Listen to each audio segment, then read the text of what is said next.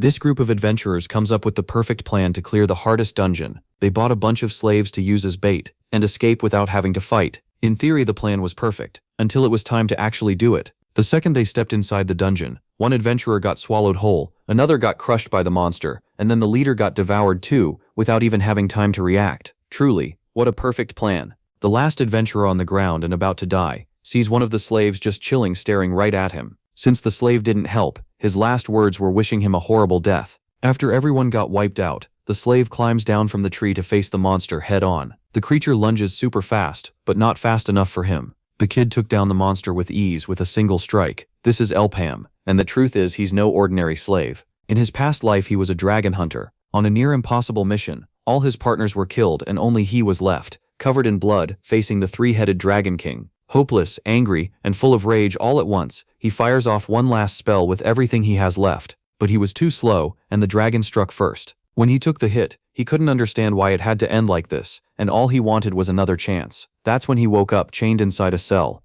Looking around, he figures out where he is and also recognizes his owner. That's when he realizes he went back in time, right at the start of his story. On the day the adventurers showed up and bought him to use as bait, he knew this was his second chance. Back to the moment he killed the monster, he starts looting all the group's items. But then he gets caught off guard by more monsters that were hiding. Before he won with just a spear, but now with the mage's staff and a telekinesis ring, he wipes them all out with ease. Looking like a high-rank adventurer, he starts chaining spells together, shooting fire arrows and guiding them with the ring, hitting multiple targets at once and clearing the entire dungeon. One mage from the group survived and saw everything. Elpham said he hates people who use others as bait. The mage begged for her life, but forgiveness is God's job, not our MC's. So he was the only one who made it out alive. When he returns to the city alone, everyone gets confused seeing a slave coming out alive. Looking for his freedom, the protagonist meets the guildmaster to try and become an adventurer. Rank E right off the bat. The old man thought that was ridiculous and said what defines an adventurer isn't killing monsters, it's staying alive. So the guildmaster threw the kid into a portal where 12 groups had already gone in and never came back. If Elpham could make it back alive, the old man would give him whatever he wanted. The problem is the old man also sent a group of adventurers in with him, with the mission to kill Elpham inside and steal his items. As soon as they entered the dungeon, the first thing they did was set up a base, because they knew they'd need patience. Once the base is ready, they split into 2 teams to scout the area. Tom, Max, and Rue make up the first group, just 3 people. He'll stay on signal duty and run back to base if needed. After that, the pair head off alone through the forest. Shep finds it strange that they still haven't seen any monsters and thinks they may have camped in the wrong spot, so next time they'll need to go farther. Then he asks if the boy is enjoying his first adventure. The boy admits he's nervous, and the other man laughs, saying that's normal. He says he's been an adventurer for years, and still gets scared every time he enters a portal. Deep down, he still feels like a frightened kitten. What gives him courage is the people beside him, and he says his teammates are good men. He adds that hearing the boy's story made him feel awful. He can't imagine how rough that life was, then makes an offer. He asks the young man to join his party, but he cuts himself off when he notices the boy has stopped and is staring at something. Xiaobei quickly says he wasn't being serious, so the boy shouldn't worry. Later, the group sits around the fire talking about the money, though one of them admits it may not be as easy as they thought. The leader tells them to eat first. They can talk more tomorrow. The boy quietly takes a drink of water. Not long after, night settles in. Then creaking noises come from the camp. Someone carrying a torch calls out to the young man. In a cold voice, he asks if the boy is really asleep. The boy stays silent and keeps pretending to sleep. Max asks the captain what he's doing. Sure, the boy is out cold. He pulls a dagger with a crazed look on his face. They remember mixing sleeping herbs into his food.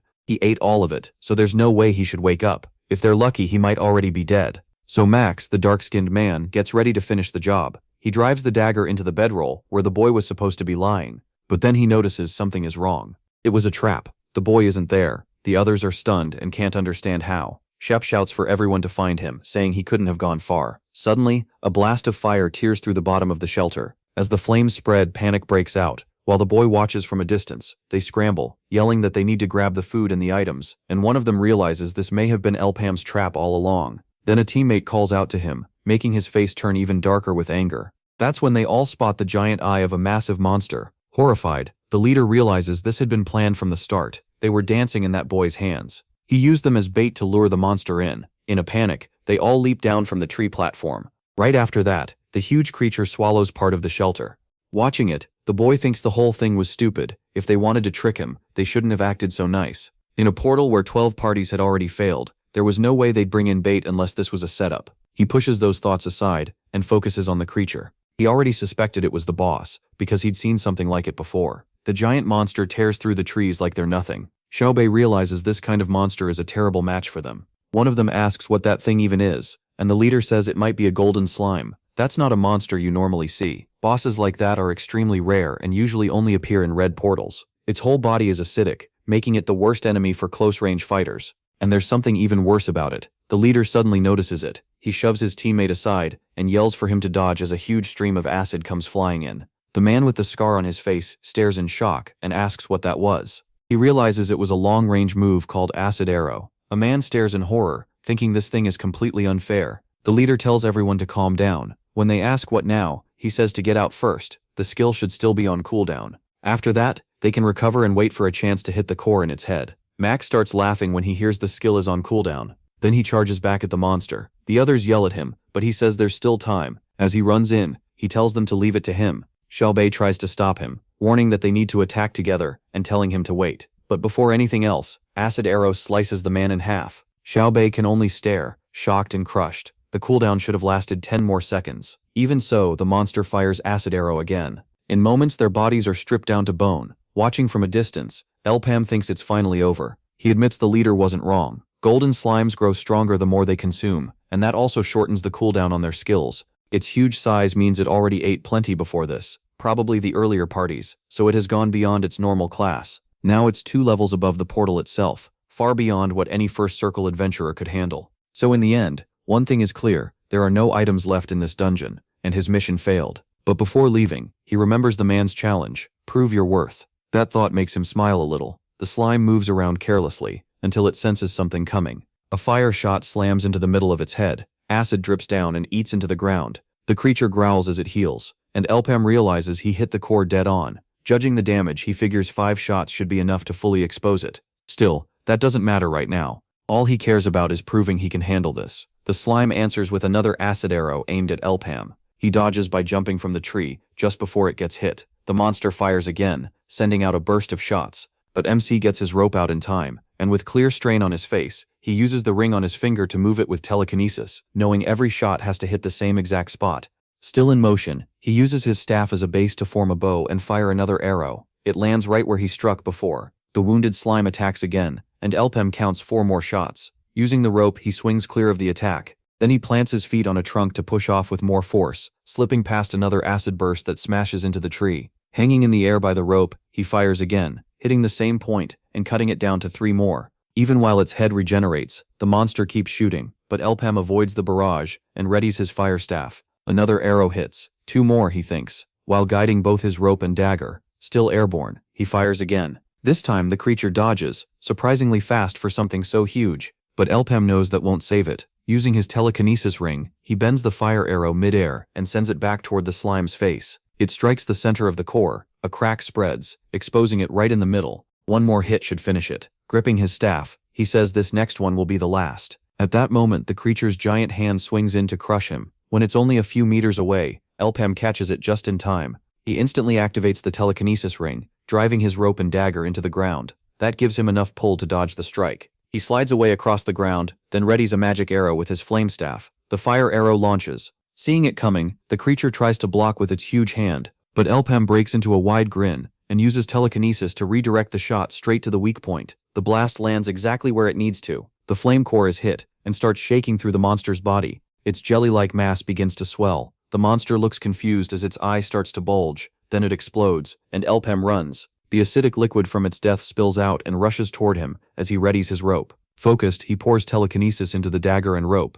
As the acid wave closes in, he fires them out, catching a tree branch. The pull lifts him onto it while acid floods the area below. He watches in silence, face serious, and eyes unreadable. The acid spreads through the area, melting the weaker trees. Once it starts to dry up, a safe path opens. Elpam climbs down to the ground. He walks through the area quietly, studying the ground until something catches his eye. Using his levitation ring, he draws the red glow closer. A red core rises from the ground to his hand. He grabs it and blue fire wraps around it. The orb starts shining the moment it touches him. Then it releases a huge amount of red mana. A mana barrier forms around him. Soon after, he's back at the Merchant Union. The room is dead quiet while the eye patch man smokes his cigar. He admits the boy wasn't just putting on a show. Elpam returns without the requested items, but explains that the hunters placed in his group planned to steal from him. So he left to avoid that, and then the boss found them and killed everyone. The man eyes him suspiciously and asks if it really was the monster. He says it was a golden slime, and the man immediately understands that all the portal's items must have melted. He knows that's a huge loss, especially since those items were rented out.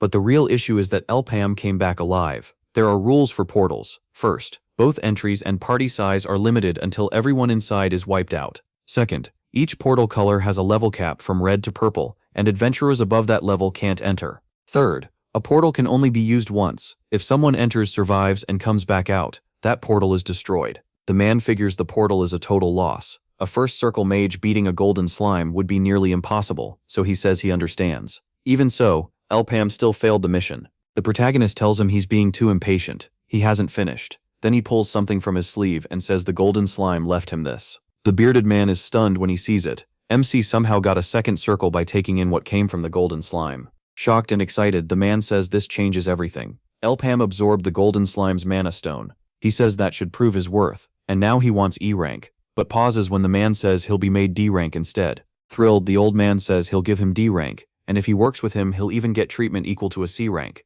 The protagonist simply signs the paper. Normally, giving C rank treatment to someone who hasn't even reached the third circle would be favoritism. Adventurer ranks depend a lot on circles, since circles show power, and the gap between them is obvious. Still, the man can't ignore that this boy is abnormal. People don't just rise a circle by absorbing a mana stone. He remembers what Elpam said about survival instinct. Smiling, the old man says the boy has crushing talent. He became a first circle mage, and came back as a second circle one. He's never seen anyone grow this fast, and now he wants MC on his side. He notes that his treatment improved even faster than he expected. But there isn't much time left before the first portal raid, the one that lets 100 red rank members enter. It'll be the first major event the guilds pay attention to, and the merchant union will likely care too. For now, that works fine for him. He's in a hurry anyway, so it's better to move his plan forward. In secret, he calls the old man Abyss and says he needs a favor. The man asks what it is. Elpam lightly holds out his hand and asks to borrow some money. The old man keeps smiling in silence, while thinking this kid has some nerve.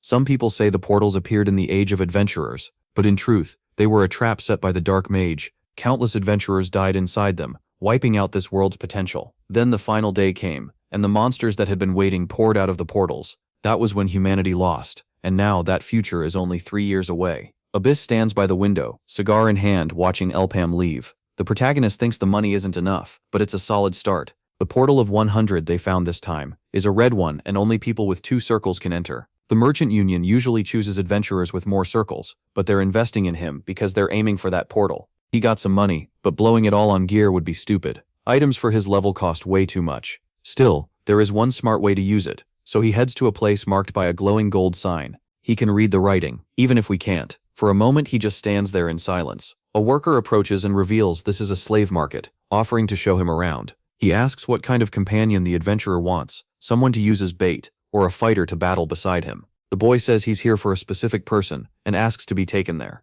A confused look crosses his face. Then the man in the bandana brings him to the punishment area, where troublesome slaves are kept. Elpam suddenly stops when he notices something. Tense now, he says that's the one. A person is chained up, arms locked in restraints. The sight makes him swallow hard. The seller asks if he really wants this one, and Elpam says he knows the condition they're in. He keeps staring at the chained figure. Then MC confirms this is exactly who he came for. In his past life, one person's death sped up the world's destruction. That victim was the heroine of the Axiran, and the one who killed her was her only apprentice. That man was Debo, the hero slayer, and that murder started the world's collapse. Debo asks why Elpam came to him. He says they don't know each other and tells him to get lost. The merchant quickly apologizes, saying Debo's mental state is bad. Then he points out how strange this is. Even as a slave, Debo still looks down on adventurers and talks to them like trash. The merchant adds that there are plenty of other wild ones like him. Elpam thinks Debo's talent is just as amazing. Back then, the two were among the few people who drew attention,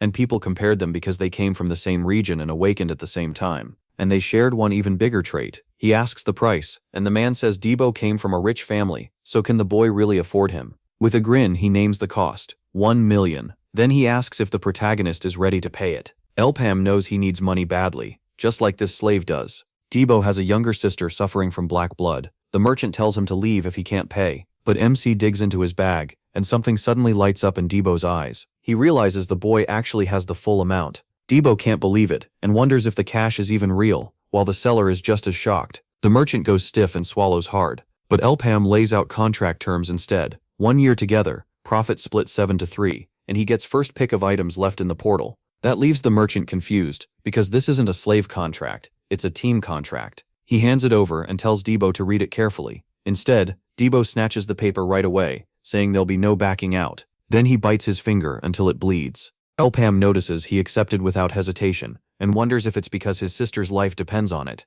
A faint smile appears on his face. With the contract done, the protagonist says they're heading straight to the portal, and Debo agrees. Still, he says he'll have to prove himself. Full of resolve, Debo promises to work harder than anyone. Before long, they reach the forest. There, Debo starts calling him boss. He thanks Elpam for buying him a new weapon, but says he usually uses a longsword, so maybe they should go trade it. MC tells him he's using an axe, and if he hates it that much, he can end the contract. Soon they reach the portal, a red one, limited to 8 people, with the mark set at the entrance. Debo asks where the rest of the party is, figuring a rich boss should have a strong team. He even asks if there's at least a healer, then notices Elpam is just staring at him. Now getting nervous, Debo starts guessing. He begins to answer, then raises one finger. He says the full team is already here. A heavy silence follows as Debo tries to process that. Then panic kicks in, and he blurts out that this can't mean what he thinks it does. Elpam kicks him from behind and tells him to stop wasting time and move. As Debo goes through the portal, he screams in despair, and just like that, the two of them enter a red portal. Inside, Debo hits the ground hard and yells. He demands to know if Elpam is insane. Clearing a portal meant for 8 people with only 2 is madness, so this has to be a joke. He says he at least needs a weapon, but the protagonist's dead serious look shuts him up, and he awkwardly says he'll try to adjust. Then something else rattles him, a giant dust cloud. A pack of trunk-shaped monsters is charging at them. Debo realizes his shouting may have drawn hard trunks, monsters so tough that swords and spears barely pierce them. MC cuts him off and tells him to move. Debo jumps aside. A single fire arrow drops one monster instantly. Debo stares in total confusion. Then that same arrow tears through more hard trunks. Several monsters burst apart. The arrow moves so fast it punches through them like a bullet. A moment later, the last one crashes down. Elpam coldly calls it disappointing. Pathetic, really, for Debo to act like that. The moment they entered, he warns him not to screw up like that again, and Debo starts wondering who this kid really is. Elsewhere that night, someone reports that the merchants took the bait. They explain the plan is moving forward, and the people being sent have already been secured. A figure in a long black glove slowly swirls a glass of wine. A girl asks for permission to proceed. The man hidden in darkness gives it. She bows deeply, then vanishes into shadows. The old man with long hair says everything is happening by one person's will. Raising his glass, he toasts the freedom of this world. Back in the portal, the plant monsters still burn on the ground. Debo reports that he's collected 27 mana stones. Elpam nods and tells him to keep going, which the big man gladly does. The heat in that place is brutal. Debo had thought he was nuts, but now he sees how strong he is and wonders if that magic is telekinesis, because he's never seen a mage fight like that. He even starts smiling, thinking this might save him medical bills, until the protagonist cuts in. Another group of monsters has appeared. Debo counts 9 of them, and Elpam says that's perfect. That comment leaves Debo confused. Seeing MC's serious face only makes it weirder. Then a small stone flies out and gets one monster's attention. From above, Debo suddenly dives in like a demon. His blow splits the creature clean in half. The rest instantly go on alert. Debo knows fighting them all at once is bad enough, and using an unfamiliar weapon makes it worse. Sure, he'd still fail even after 10 tries. He charges in anyway while cursing his crazy boss. Watching from a distance, Elpam can tell Debo has only used swords his whole life, but soon he'll learn the axe is the weapon that can make him far stronger. His talent is obvious. After all, he was the only apprentice of the axe heroine. One monster lunges at him like a pair of pincers. Debo swings back and immediately notices something odd. The axe reaches farther than a sword, and it feels much lighter too. He starts wondering what happens if he uses it differently. So he does, and the weapon moves even faster. His next strike is smooth and clean, killing the monster in one hit. His speed and control keep rising. Elpam sees that Debo already gets it. Even without awakening a circle, he's incredibly strong. Then Debo suddenly feels the ground shake and stops attacking. He wonders if it's an earthquake. Instead, rocks begin breaking loose. From behind them emerges the paw of a massive monster. Debo freezes in shock. The thing slams the ground near him and sends him flying. Elpam stays clear and tries to identify it. He recognizes the monster as a Stumpy. It attacks Debo again, but he gets him out just in time. Then he sets him down off to the side. He says the creature's huge size doesn't make it more dangerous. If anything, being that big just makes it easier to hit. Lying there, Debo looks surprised, then smiles, saying maybe Elpam's magic can handle it. But that hope fades when he sees the monster block the protagonist's attack. Its reactions are faster than expected, so MC uses telekinesis to curve a fire arrow around the tree, thinking he only needs one clean hit. Even then, the tree dodges. Elpam is visibly shocked that it stopped even that. Debo sees the magic failed too, and asks why he is just standing there instead of running before he gets killed. The protagonist realizes his attacks can hurt it, but the real issue is that the monster never leaves an opening. Its branches are the biggest problem. A second stomp shakes the area and throws both of them into the air. Then another branch lashes out, this time straight at the muscular man. Elpam is ready, so he uses his telekinesis ring and yanks a huge boulder from the ground. He turns it into a foothold for both of them. The big guy sees his boss arrive and praises him, thanking him too. He admits he thought he was dead, and Elpam shrugs it off. MC tells him to handle the smaller monsters while he takes the big one. Debo tries to stop him, but he already charges ahead. As he moves, he fires another fire arrow. Watching this, Debo thinks they can't beat a monster like this without a plan. They should run. The blast goes off beside the creature, and for a moment the warrior thinks he was right. Then the monster suddenly looks shocked, because a fire shot slams into its cheek. Debo is stunned that Elpam actually landed a hit. The protagonist stays calm and locked in. The branches are faster than he expected, but he still sends out another arrow. At that speed he can't control it with telekinesis and attack at the same time. Still, as a second circle mage, Elpam can cast the same spell twice in a row. That second shot slices off one of the monster's branches. The warrior glances over with a grin, impressed. Hiding one fire arrow behind the first is crazy precise. The monster can't stop two attacks back to back. All he can do now is admire MC, because that move is unreal. But then something else grabs his attention. A few small monsters slip past him and rush toward Elpam. Realizing it too late, he shouts for him to look behind him. The protagonist instantly turns from the giant monster and strikes the smaller ones closing in from the rear. Annoyed, he mutters that he can't even ignore the weak ones. That tiny opening is all the creature needs. It lunges at the boy with its claws. Elpam knows one mistake means death, so he barely dodges with sharp, quick movement. But another huge branch swings in, stopping inches from his face. Right then, a strong hand grabs his shoulder. It's Debo. He shoves MC back and chops through the massive branch with his axe. Elpam lands safely on the ground, and the warrior says he just saved his life, so he should take back what he said earlier. A relieved smile finally appears on his face. He tells Debo he's finally being useful. After that, the two agree to finish this boss for good. The protagonist launches two fire arrows again, and another branch gets cut away. The creature lets out a sharp cry of pain, but another arrow is already racing toward a different branch. Debo tightens both hands on his axe and chops through a giant branch, just as the fire arrow curves away. The spell smashes into two more branches, making the monster scream again. Then Elpam notices something alarming.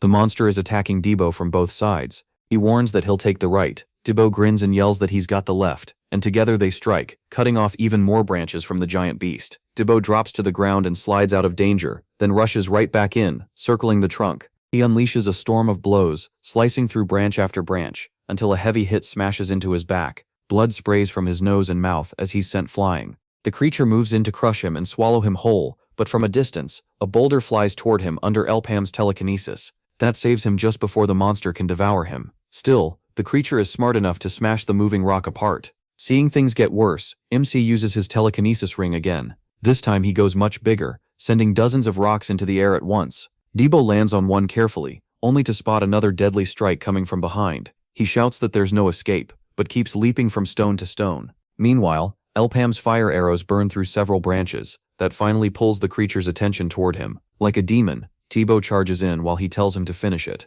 He slams a hit into the creature's eye and makes it bleed. The giant tries to pull back, but Debo clings to it while it screams, then suddenly loses his axe. It lands on a rock nearby, and he braces himself. Charging again, he says it's not over yet. Elpam gathers all his telekinesis into one hand and locks the spell onto Debo's weapon. He pulls his hand back and the axe follows, flying toward the monster's other eye. It lands right in Debo's hand, and he tells the monster to get ready. It's the one getting eaten now. Then Debo drives another strike into the beast's eye. The monster collapses with a scream and a brutal roar. Debo is thrown away, but he twists in the air and lands safely. Even then, the dying monster tries one last time to swallow him, but two arrows shoot in from behind Debo and race at the beast. Both of them fly straight into its mouth and burn up the monster's core. A final scream rips out as the creature goes up in flames. Debo drops to his knees, breathing hard, and Elpam walks over to say he did well. The protagonist stands there with one hand on his hip, looking over the scene. Still catching his breath, Debo tells him he did well too. Together they watch the huge monster crash to the ground. Later that night, in a quiet part of the city, Someone says they should eat soon and get some sleep. They join their hands and give thanks for the meal. Then a knock at the door makes the young girl look up. Curious, she goes to open it and asks who's there. The moment she sees the visitor, she freezes. It's her older brother, finally home. She clutches her dress as he says he's back. She tries to stay calm, but tears start rolling down her face. Even so, she rushes in and hugs him tight, welcoming him home. After that, we move to a cabin in the forest. Elpam looks at someone lying in bed. His expression is empty as ever, yet this time there's more behind it. This was the home where he grew up with his father. Now the figure in that bed is only the body of what used to be his family. He pulls a cloth over the corpse and gathers mana through his staff, readying more fire. Soon after, he walks out of the house, weighed down by grief. He keeps those feelings buried and listens only to the crackling wood as the house burns. Elsewhere, the bearded man sits in his office, thinking this is going to be a problem. A portal meant for 100 people is about to open, and he's unsure how to organize it, though his superior will step in if he fails. This time, all 10 major merchant unions are targeting that portal, and among the many epic items there might even be a legendary one. He knows none of this will be simple. The 3 Natish sisters from another union are involved, and they're far beyond normal second circle mages. Looking at all 10 unions, every one of them will send top teams, and his own union will be outclassed fast. He stares at a poster of Elpam and admits he's unsure. Then the door opens, and the bearded man demands to know who came in without knocking. A second later, he's startled by who it is. He recognizes the man at once from the way he carries himself. It's Mr. Rakan. He asks if the list of groups for the portal is ready. The old man apologizes and says it isn't. Rakan says that's unusual for him, then asks what he thinks about that boy. He replies that Elpam's real talent is impossible to judge. Last time a whole group died, and that's why he's still doubtful. Rakan suggests testing him again and says this is the perfect time. He should gather every group under consideration to make it easier. With a cruel smile, Rakan adds that this time there will be plenty of witnesses. Not long after, someone arrives at the testing site. It's Elpam with his partner, who points out that there are a lot of people here today. Someone walks up and identifies them as members of the 5th group. The crowd eyes them with suspicion because the two already have a bad history. MC narrows his eyes and scans the area. He can tell nobody here is friendly. In their minds, slaves are just dead weight, and to him that's normal for veteran groups. Everyone present seems to be first or second circle, real pros who don't need bait. Then the operation leader calls everyone together. Elpam recognizes him, and the man gets straight to the point. They're starting the test, and this is their chance to prove themselves. One man is confused by what he means with chance, and the leader explains that it's a chance to clear the portal of 100. That announcement shocks everyone there. He adds that they'll be given special treatment, while Elpam realizes this is all part of the old man's game. What he wants is simple, they have to show their worth. Then the portal begins to glow red, and everyone heads through to the other side. They arrive in another forest, and everyone agrees to team up only when it's time to face the boss. After that, the groups split up, planning to regroup once someone gives the signal. Elpam and Debo stay completely quiet. Meanwhile, the other teams keep moving through the woods. One mage says they'll kill anything in their path because they're short on time, and the others back him up. Then a sudden noise makes them stop. It turns out to be a mushroom monster, and they're annoyed by how small it is. Calling it a waste of time, the mage charges his staff and forms a magic orb. He blasts the little creature with a beam. Already bored, he tells the others to grab the magic stone so they can keep moving. But when the smoke clears, the monster is still alive. That shocks everyone. The mage realizes his attack didn't go through and says they'll need another way to deal with it. Then more sounds come from the forest, and the mage quickly warns everyone to hold on and stay alert. They're surrounded by monsters. Sometime later, one of the monsters finally drops dead. By then, the whole group is breathing hard and carrying some nasty injuries. Even so, they're glad the fight is over. The dark-skinned girl asks what they should do now, since these monsters are stronger than normal, and the mage goes quiet for a moment. He knows they can't afford losses, and if they keep fighting like this, they'll run out of stamina before reaching the boss. So he decides it's better to forget the contract and head straight for the boss instead of wasting energy. Elpam says that's what most people will think. A worn-out warrior says that makes sense, then complains he has been standing around. He answers there were only 3 enemies, so he should have handled them. The warrior takes the hint, they can't afford to waste time. The protagonist agrees and says they'll keep going. Debo says they should take down the boss, but MC says they'll clean up the trash instead. The warrior is confused and thought they were after the boss, but Elpam explains he means the other groups. They'll play by the numbers. He says the other teams will all chase boss points, while they go after the weaker monsters. The warrior thinks he always talks like he already knows everything. Then the protagonist adds that this portal feels especially dangerous. Elsewhere, another group moves through the forest. The dark-skinned girl spots something and calls for the leader. They've found the escape portal and suggest leaving marks from here on, but a scream cuts them off. A man behind the mage starts laughing, and the mage demands to know what's going on. The laughter only gets louder. A guy with glasses, amberly, walks over and warns him to stop before he draws monsters in, but freezes when he sees the man's face. Looking around, he realizes everyone else has started laughing too, and a purple gas is spreading. He figures out it's poison, and decides he has to get out, even if he has to run alone, so he bolts toward the escape portal. Then the source appears, a horrible mushroom monster. Gas pours from the holes all over its body. The mage is horrified. All that fills the air is the monster's creepy laughter. Then he starts laughing too as the poison takes hold. The creature moves closer, and panic fills Amberly's eyes. Later we cut to a clearing with a river running through it. MC and Debo cross it while the warrior notices MC still hasn't fought once all day. Then he spots something in the sky. It's a strange red flare, and he says that's the signal. He knew a flare meant someone had found the boss, but it still catches him off guard. Elpam narrows his eyes. One group is missing. A man with a bandana says that now everyone's here. He'll explain what happened. A girl tries to point out the mage's group still hasn't arrived, but he cuts her off and says there's no point in waiting. Then he tells them they found the boss. They saw it wipe out Dallin, the mage's entire group. The killer was the boss of this portal, a poisonous mushroom that drives people mad. The girl is stunned to hear that it's that monster. As the others panic, Debo asks Elpam if that mushroom is really that dangerous. He keeps thinking, realizing this may be the worst boss they could face in a portal at this level. Debo thinks he's being ignored, but the protagonist is already working through ways they might beat it, even if it won't be easy. The dark-skinned man says the boss is blocking the path to the escape portal, so nobody can leave without facing it. Debo insists MC's fire arrow can kill it, but MC tells him to shut up. That annoys Debo, and he says rushing in without a plan will get them all killed. He adds that even his fire arrow won't do much, which shocks Debo. The protagonist explains that every mushroom in this portal is built like a tank, so the boss should be the same. The dark-skinned man gets annoyed that MC is saying the obvious, but one of his teammates says they need an answer fast. Then he raises his hand and says, 50,000. The man stares, confused. Elpam explains that if each of the 30 people pays 50,000, that comes to 1.5 million. For that price, he and Debo will act as bait. The whole place goes silent. Debo wonders what the protagonist is planning, but then a man yells at Elpam for being arrogant. He says MC may be used to bait tactics, but this boss isn't easy to lure. According to him, following that plan will only get them killed, and slaves are nothing but dead weight in high-rank portals. He even mocks Debo for not looking awakened,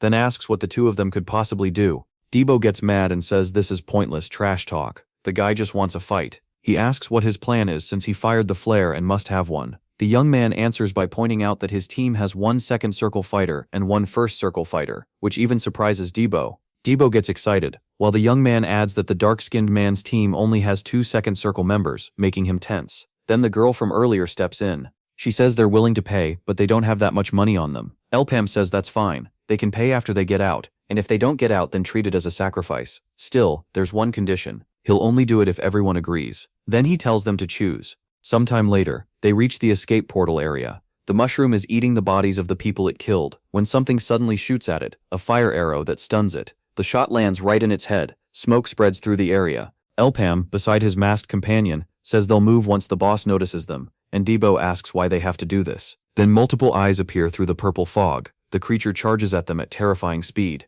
Both of them run, and Debo can't believe how fast it is. The monster drops to all fours as it chases them. The masked girl from earlier tells everyone to move now and activate the portal before the bait dies. One of them does it by touching the symbol. The portal opens, and she yells for everyone to cross immediately. The huge mushroom keeps chasing Elpam and Debo, but then Debo spots something ahead. Several smaller monsters have appeared out of nowhere. He shouts that they won't go down easy, then pours mana into his axe. With a roar, he tells them all to get out of the way. His explosive slash wipes out the whole pack. But right behind him, the giant mushroom comes in with its mouth full of teeth, wide open. Elpam saves him by firing a fire arrow straight into its mouth and knocking it back. Even hurt, the weird mushroom starts laughing. The protagonist fires another arrow at its head, but this time it dodges. Ready for that, Elpam uses his telekinesis ring, forcing the arrow to curve sharply. The mushroom leaps at them with a twisted grin, but it's so fast it keeps slipping past the arrow's strikes. Still, it keeps closing in, while the arrow chases it. Debo yells that it's catching up,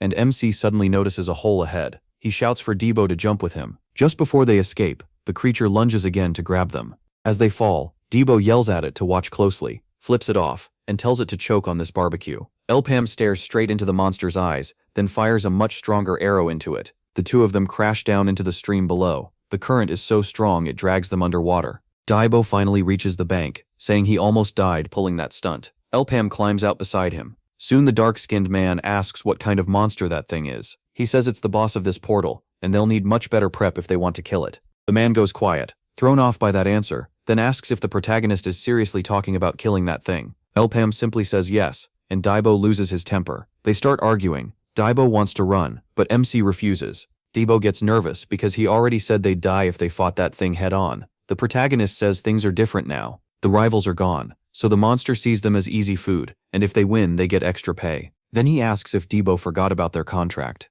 and that shuts him up. Daibo just stands there, mouth open. Remembering, he scratches his head, admits he forgot, then says he still wants a bonus for all this. Elpam gives a faint smile and agrees. Daibo asks how they're supposed to pull this off. Close attacks failed, ranged attacks failed, and he's not risking his life for no reason. He starts thinking it over. Then he looks at MC and asks if there's actually a way to kill it. Before long, a light appears. It's from the portal. Not bad speed for one made for 40 people. He asks the masked girl how it went, and notices some are missing, especially the young delinquent. She says everyone failed. She explains one team was wiped out, while Elpam stayed behind with another man to act as bait. With only one group, killing stagnant, the boss here is impossible. The old man goes quiet. Anger and confusion fill his eyes. He says they must have done nothing but run, but the girl snaps back that the boss was the poisonous mushroom of madness. As she shouts there was nothing they could do, the bearded man crushes his cigar underfoot. Then he turns and tells them to head back, leaving the girl stunned. She points out Elpam's group still hasn't come through,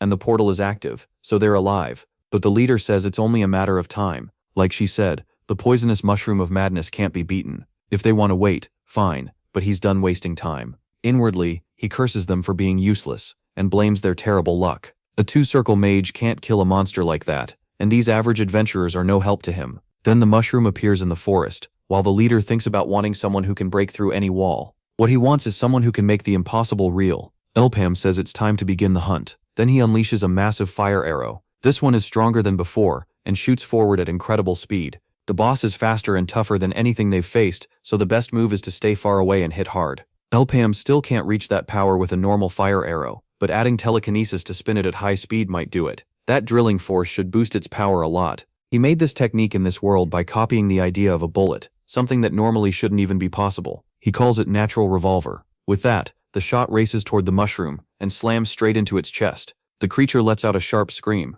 The arrow drills into its chest, tearing through the monster's tough body. Elpam watches without looking away. The hit is so strong it blasts through more than a dozen trees. But he was aiming for the head and the core, so he missed. The mushroom hears someone call out that things are about to get worse, and it roars toward the voice. It charges in that direction as a strange light shines above it, but it quickly dodges another revolver shot. Elpam realizes this move is hard to use while moving, and the biggest issue is the charge time. He has to end this before the monster reaches his spot. The creature avoids another blast, and someone is waiting behind the trees. Covered in blood, the monster grunts in confusion. Elpam shouts that now's the time. Daibo tightens his grip on the rope and yanks with all his strength, yelling as he does. The rope stretches across a huge distance, catching the creature off guard and tripping it. It crashes into a muddy pool. The enraged monster gets back up and realizes it's stuck in a swamp that slows it down. From above, Elpam watches the beast in silence. With its pores clogged by mud, it can't release its gas anymore, and it shrieks. Then someone yells and hurls an axe at the mushroom, smashing it into the creature's head and drawing blood. Gembo pulls the axe back with the rope tied to it, then grabs the handle again. The beast looks confused, as Dembo says they can finally breathe. He calls the monster closer, saying the air feels nice now, so let's have some fun. At that point, everything was finally set. Their plan was to drag the monster into the swamp and shut down its deadliest weapon. Soon Dembo asks if it's mad that all the holes on its face got blocked, then swings his weapon and says too bad for the monster. In one motion, he lets go of the axe handle and uses the rope to swing it from far away. The monster still blocks, but the hit clearly hurts. Even then, Daibo keeps attacking without stopping, while the creature can only scream and defend itself. Soon the beast finds an opening and slips past the axe. Elpam thinks he didn't bring it here just to seal its holes. A muddy swamp is the worst ground for a fast monster, because the water and mud ruin its movement. From the top of the cliff, he uses natural revolver again, and fires a flaming shot into the mushroom's arm. The impact is so strong it punches a fresh hole through the limb. The blast shakes the area, startling Dulbo. He asks if the thing is finally dead, and if they can take a break. But when he sees its shape still standing, he admits he spoke too soon. This thing just won't go down. Elpam shouts for him to target the core, which should be near the head. Dulbo gets it, and throws his axe at the monster again. The mushroom watches it come in, the faces on its head seeming to stare back, then catches the axe that was about to cut its head off. Debo stares in shock, wondering how that's possible. Then the giant's force suddenly drags him forward. Elpam reacts at once and uses his ring skill, moving a nearby log. It slams into the creature's face, while Debo grabs onto a branch. The beast tries to knock the log away and grab Debo, but by then he's already behind it, kicking off with an attack. His strike hits the monster's shell, and it screams in pain. Debo quickly jumps to another tree and pulls his axe back. Weapon in hand, his stance turns deadly serious, and he launches himself at the beast at full speed. He circles around the giant so fast that it loses track of him. Perfectly timed, Elpam raises his hand and uses the ring again, creating huge walls of water that trap and rattle the monster. The spray blocks its view again, and Debo's silhouette appears through the water, ready to finish it. But with the mud washed off its face holes, the monster senses him at last and swings an arm to crush him. Then it jolts when it realizes there's nothing there. Debo is already behind it, and he brings his axe down. His eyes are steady and cold, like a real assassin's, and he cleanly cuts off the head of the creature that killed so many people. The severed top flies far from the lake. Rain starts falling over the swamp after the massive clash. Debo is totally spent, breathing hard, but he still gives Elpam a thumbs up with a smile under his mask. The protagonist returns it as the wind brushes past him. Then his eyes suddenly go wide. The body is still alive and charging straight at Debo. It slams him in the head and sends him to the ground. Even without its upper half, the creature keeps shrieking in rage and pain. Elpam can't believe it. He's sure he destroyed the head, where the core should have been. He fires again, but the shot only hits the water and misses. Smoke spreads through the area, showing the monster dodged. Even in the swamp, the body keeps rushing toward MC with shocking speed. As he moves his hands, he wonders if he missed something. He lifts the creature's support to throw it off balance, but that only helps. It leaps at him. It can't jump anywhere near its full height, yet it still sticks to the cliff wall and starts climbing toward him. Elpam knows he has enough mana for only one last fire arrow, so this shot has to count. But someone suddenly rises, shouting to the sky. It's Debo, mask cracked and axe damaged, growling that he's had enough. In one quick move, he uses explosive strike and charges the giant corpse as it climbs. The blow is so powerful, it splits half the body apart. The legs drop into the swamp, proving the core isn't there. Debo gets excited, thinking they finally killed the mushroom beast, but the headless, legless body still keeps dragging itself toward Elpam. Debo tries to warn his leader, it's too dangerous, and he is almost out of mana. Another shot is fired, and the creature dodges it again. Something is exposed in its chest. Inside is a weird slime, almost like it's mocking them. That finally reveals the truth. This slime is the mushroom monster's real head. Elpam is stunned, then thanks it for showing itself so nicely. Debo realizes the protagonist used a flare, so the last attack was just a bluff, but his staff is already covered in fire, ready for another shot. He fires with perfect aim, hitting the center of the half-dead monster. The hidden head shrieks as the pain hits. Then the blast tears straight through it and finally kills it for good. A huge explosion follows, and Elpam poses like he planned it. At the same time, a massive wave of poison rushes toward Debo. He yells that this thing is a pain in the ass even at the very end. Then MC uses his power to yank his partner up the cliff. The man thanks him, admitting he thought he was dead. The poison spreads through the forest, but it doesn't rise very high. When Debo asks if it's really over, Elpam calmly says yes. He also tells his partner he did great all the way through. After the poison clears, they collect the mana stone. But something suddenly catches his eye, and he freezes. The monster's torso has leaped onto the cliff, still spewing poison. So the core is still inside. It isn't dead yet, and it screams in rage and pain. Then it blasts both of them with another huge cloud of poison. Debo tenses up and can only laugh as death closes in. Soon after, we return to the two key men, with one laughing that his companion came back empty-handed. Still amused, he says that temper of his hasn't changed at all. The man with the eye patch apologizes and says they should have left this to the knights. Then someone knocks, and he tells them to go away. Instead, the visitor says he's coming in anyway, which annoys everyone, until the man's face turns to pure shock. It's Elpam, back again, speaking with total confidence. The seated man breaks into a huge smile. He says the boy is just as interesting as he was in battle. The man in the chair asks what's going on. It's like someone came back from the grave. He introduces himself as Rakan, says it's a pleasure to meet Elpam, and adds that the rumors about his surface skills were true. People like him are exactly what Gafor needs, and the protagonist thanks him. Then the dark-skinned man says he has just one question. Smiling, he asks if MC could use that ability again at a gate, with 100 men. He narrows his eyes and thinks for a long moment, then he closes them and says it would be very difficult. That answer catches the seated man off guard, and leaves him quiet. His companion snaps that this is no way to speak to Mr. Hakan, and Elpam isn't some adventurer who gets to choose missions. After all, he's still a slave paying off his debt, but the seated man just laughs and says it may not be impossible after all. He says he hates wasting time, so he'll ask something else. Looking straight at Elpam, he asks what he truly wants in return for his work. Sometime later, Debo spits out his drink because the protagonist asked for 5 million meso per person, which is a huge amount. When he realizes he sprayed his boss, he quickly apologizes. Then he says MC is aiming way too high, and they'll probably reject it. Wiping his face, he says that's their choice to make. Debo says that cool attitude is very Elpam, but he should still be careful. Then Selman walks up and says they look pretty relaxed, while his side feels like death is knocking at the door. Annoyed, Debo asks what he wants. Is this really how they thank the people who saved them? But both of them suddenly bow and apologize at once. They admit they judged them unfairly, feel ashamed as adventurers, and sincerely want to make it right. Then they hand over a money bag, saying it's the promised pay for 30 people, plus extra from everyone as thanks. Elpam says they don't need that. The deal was only 1.5 million for them. He simply did the job he was hired for, so they can keep the thanks. In a firmer tone, he tells them not to jump to conclusions again like they did at the last portal. That heavy pressure from the protagonist makes both of them stiffen. Seeing that, Tienbo grumbles that he got excited for nothing. Now he has to count the money and remove the bonus. Elpam then calls out to the pirate and asks if his name is really Ibero. He adds that maybe the man isn't suited for the job he's paid to do. Elsewhere, someone is shouting that they can't do this. It's the eye patch man, arguing that 10 million is outrageous. That's pay for 3rd and 4th cycle mages and adventurers. He says MC may just be protecting himself, so it's better to bring them in and settle the terms directly. But the other man asks if he really believes that, because asking for twice that much still wouldn't be strange, which only confuses him more. He quickly hands over a paper and tells him to read it. It says Elpam's group will represent the Gafor Merchant Union this time. After reading it, the man starts trembling and asks what this means. He shouts that this can't be real, and the reply is that the old man would have been in trouble if it weren't. He paid a lot for this information. Then comes the real reveal. The Dark Lord Jim is starting to move, and his companion goes completely tense. Holding a pen, Rakan tells Abyss not to fool himself, because the war has already begun. Later, they arrive at a sunny forest clearing, where a giant tree holds a portal, and different groups are camped around it. Several teams chat casually, almost friendly. Then someone says they didn't expect these terms to be accepted.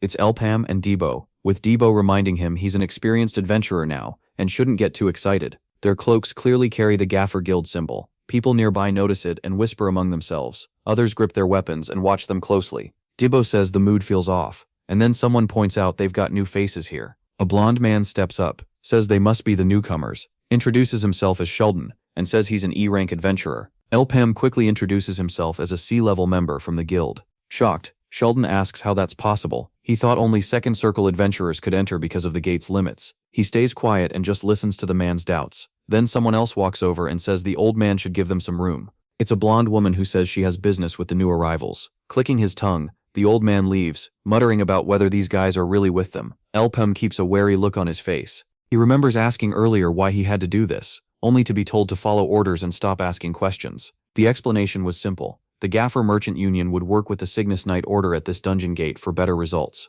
They follow the Empress of Cygnus, the strongest figure in the order, called the Symbol of Power, and she's taken special interest in this gate. Other unions had already filled the entry limit, so this team-up was the best choice, and even if they're still knight trainees, their odds are high. They may have their own reasons for being here, but the offer was good enough, so both sides will stay friendly for now. Elpam says cooperation won't be a problem, but his boss warns him not to expect it to be easy, because something about them smells wrong to his adventurer instincts. The blonde woman introduces herself as Kiri, leader of the Cygnus Order beginners, and says they shouldn't mistake her for someone on their level. In a proud tone, she adds that she wants no extra trouble, and expects her orders to be obeyed without complaint, which irritates Debo. Kiri quickly asks if the merchant union sent only them, and the answer seems to be yes. Annoyed, she asks if they're really taking this seriously, or treating it like a joke. Then someone else approaches with heavy steps. It's Krokos's group, representing another union. Nearby, the Kubal's representatives are also here to challenge the gate. Debo is impressed. These are elite teams from the merchant unions, and the whole mood shifts. Then another group arrives, and draws everyone's attention.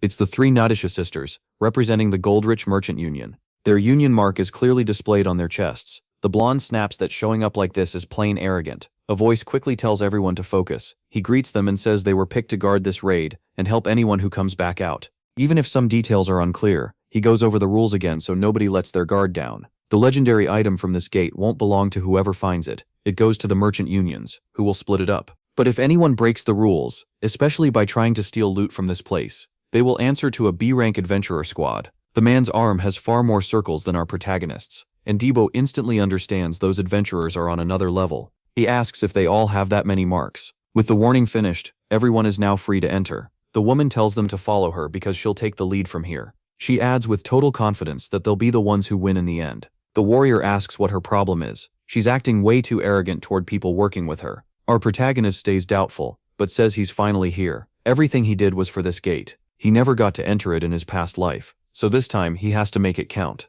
This is where it all begins, and he tells his companion to come with him. The boy follows right away. A red light suddenly fills their view. One group arrives, and its leader immediately orders everyone to move. The warrior notices the grass here is incredibly tall. The knight snaps back, asking if he thinks this is a fun stroll, and tells him to quit messing around and keep up. Annoyed, Debo asks his boss if they're really going to put up with this, but when he turns, he sees his companion crouched low with his ear near the ground. Debo asks what he's doing, while the boy listens for vibrations in the earth. At that moment, countless animal legs are rushing their way. One man mutters that he heard something and wonders what it is. Then a herd of ribbon pigs suddenly charges at them. There are at least thousands of them. The blonde yells for everyone to dodge since most groups haven't entered yet, and says it's basic strategy not to drag danger back to the entrance gate. Everyone scatters at once, each trying to stay alive. At a fork in the path, the groups split up, while the huge swarm keeps rushing forward at terrifying speed. The knights keep running as the monsters shriek and chase after them. The blonde says they'll draw them somewhere with more obstacles and kill them there. But then they realize the Gaffer Merchant Union team is gone. A little later, someone says the place feels pretty refreshing. It's the warrior, finally catching his breath, and he says his boss was right to notice the pigs getting restless. The boy explains, it was only because of experience. Lots of herds move across plains like this. These monsters are aggressive and usually attack in massive groups. They're hard to deal with, but not impossible to kill. Still, the merchant team should save their strength. Nobody knows what monster they'll really have to face, and wiping out the pigs might not clear the portal. Before he came back, a 100-man raid on this gate ended in total failure, and every adventurer died horribly. Debo starts walking and asks what his boss is doing and thinking so hard about. Then his foot brushes over a rope, and he freezes. A sound snaps through the area, and the man's eyes go wide. His boss yanks him away at once. Debo shouts, asking what that was, but he quickly realizes it was a trap meant to kill him. That leaves him asking who else could have set it besides humans. Elsewhere, someone is cutting ropes nearby. A huge log swings toward a bald man, who was distracted for a second. A sharp slash cuts through the air, and the flying log is split apart before it can hit him. He scoffs that this is all childish, and a companion says he just cleared the area, so that should have been the last trap. Another man walks up and tells Babel not to relax yet. Everyone recognizes him as Crocus, their leader. Even if they removed a few simple traps, there's still a bigger problem. The monsters here are smart. That means they're likely dealing with ogres, enemies strong enough to match the final boss of a red portal. Now they know what kind of danger they're in. This portal is high level, and without someone like him, they'd all be dead already. He turns and says they should use the situation to their advantage, then tells them to follow. But when he hears something hit the ground, he warns them not to drop anything. Then he looks and realizes it's his companion's head. A massacre erupts, wiping out the whole group. The attacker appears and finishes off the leader before he can fight back. The old man's body drops as he wonders who could do something like this. The killer calls him a fool for acting like he understood everything. Somewhere else, someone remarks that using ribbon pigs to distract the people entering the portal was a clever move. He doesn't know whose plan it was, but it worked perfectly, and now they can start moving. The man lets out a sigh, saying this is seriously annoying. He rises with his staff and says there's no more time to waste, they have to begin. The three red-haired sisters stand frozen like statues, their hands twitch trying to strike the person in front of them. The mage tells them not to bother, his spell will keep them from moving for the next 30 minutes. One of the women struggles to ask why he's doing this. The older man is surprised she can still speak under his magic. Since she's the most dangerous one there, he decides to kill her first. The other two start shaking and crying in fear. The mage crouches and says that's a hard question, almost asking himself the same thing. Then an answer suddenly comes to him. Fire wraps around his staff, and he says this should make things easier to understand. With a cruel smile, he says this is for his master, the dark mage. He fires a flaming arrow spell at the frozen sisters. The brutal hit kills them on the spot. Their bodies drop as blood sprays through the air. Then he hears someone else entering the portal, and sighs in frustration. All he wants is a moment of quiet rest and service to his lord. They've stayed hidden in the shadows for a long time, building power and spreading their influence everywhere. Now it's finally time to enjoy the results of all that work and rise over humanity. The tired man vows he won't disappoint him, no matter what. He holds out a feather of fire and says it was a gift from that person, so failure is not acceptable. The old man stiffens, knowing he can't really resist after what was done to him. He slams his staff onto the ground and says he has no choice. Then he wonders if he should take this more seriously than the last times he did this. Night finally falls. A creature pants hard, worn out and drooling. There are multiple ogres gathered there. From a distance, our protagonist and his companion watch in confusion. Debebo quietly asks what they're looking at. As panic starts creeping in, he whispers, asking if all of those monsters are boss level, and is told only one of them is the true leader. Even so, every single one is tough and naturally powerful. Fighting even one is dangerous enough. And they're stealing items too. Some of those stolen weapons let the user activate abilities, which will make future fights even worse. Debo asks what the two of them are supposed to do against an army like this, adding that things would be better if the blonde were here. Our protagonist is surprised he actually wants her help, but Debo points out they'd at least have a better shot with one more ally. A little later, a small patrol circles the fort in neat formation. The wind blows hard through the area. Then someone approaches, and an ogre turns toward the sound. Debo swings his axe, but the creature slips away so fast it catches him off guard. He yells that the protagonist had to do this on purpose. He already said he never wanted to face this thing alone. The monster winds up and throws a brutal attack at the warrior, but he reacts fast, slamming his axe into the ground, and using the push to flip away from the hit. When he lands, he stays on guard. A long fight follows, with the axe fighter narrowly avoiding every strike the ogre throws. Then he snaps back, jamming the handle of his axe into the giant beast, and using the rebound, slices off one of the monster's limbs.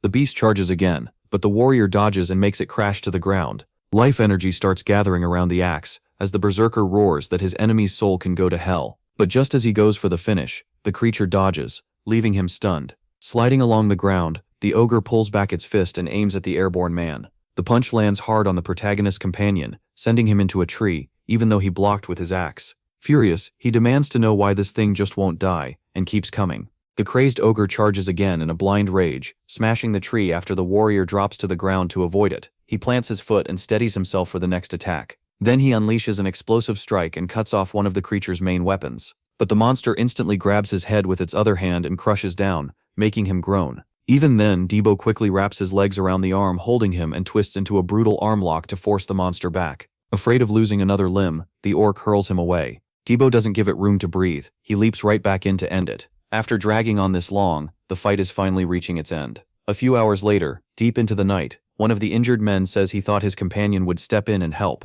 The protagonist says it looked like his friend could handle it, and now they know these monsters can be killed, which only annoys the other man more. Then the dark-skinned man suddenly freezes at something ahead. Bodies are scattered everywhere, and he asks what happened here. They recognize them as the Cygnus Meg sent with their group, so they first suspect the orcs did it, but then someone nearby groans through a bloody mouth. The warrior tells his boss to look and the protagonist turns quietly. He realizes there's one survivor from the massacre. Walking over, he asks what happened, assuming ogres from inside the portal attacked them. The light-haired survivor says no, the one behind it was an assassin.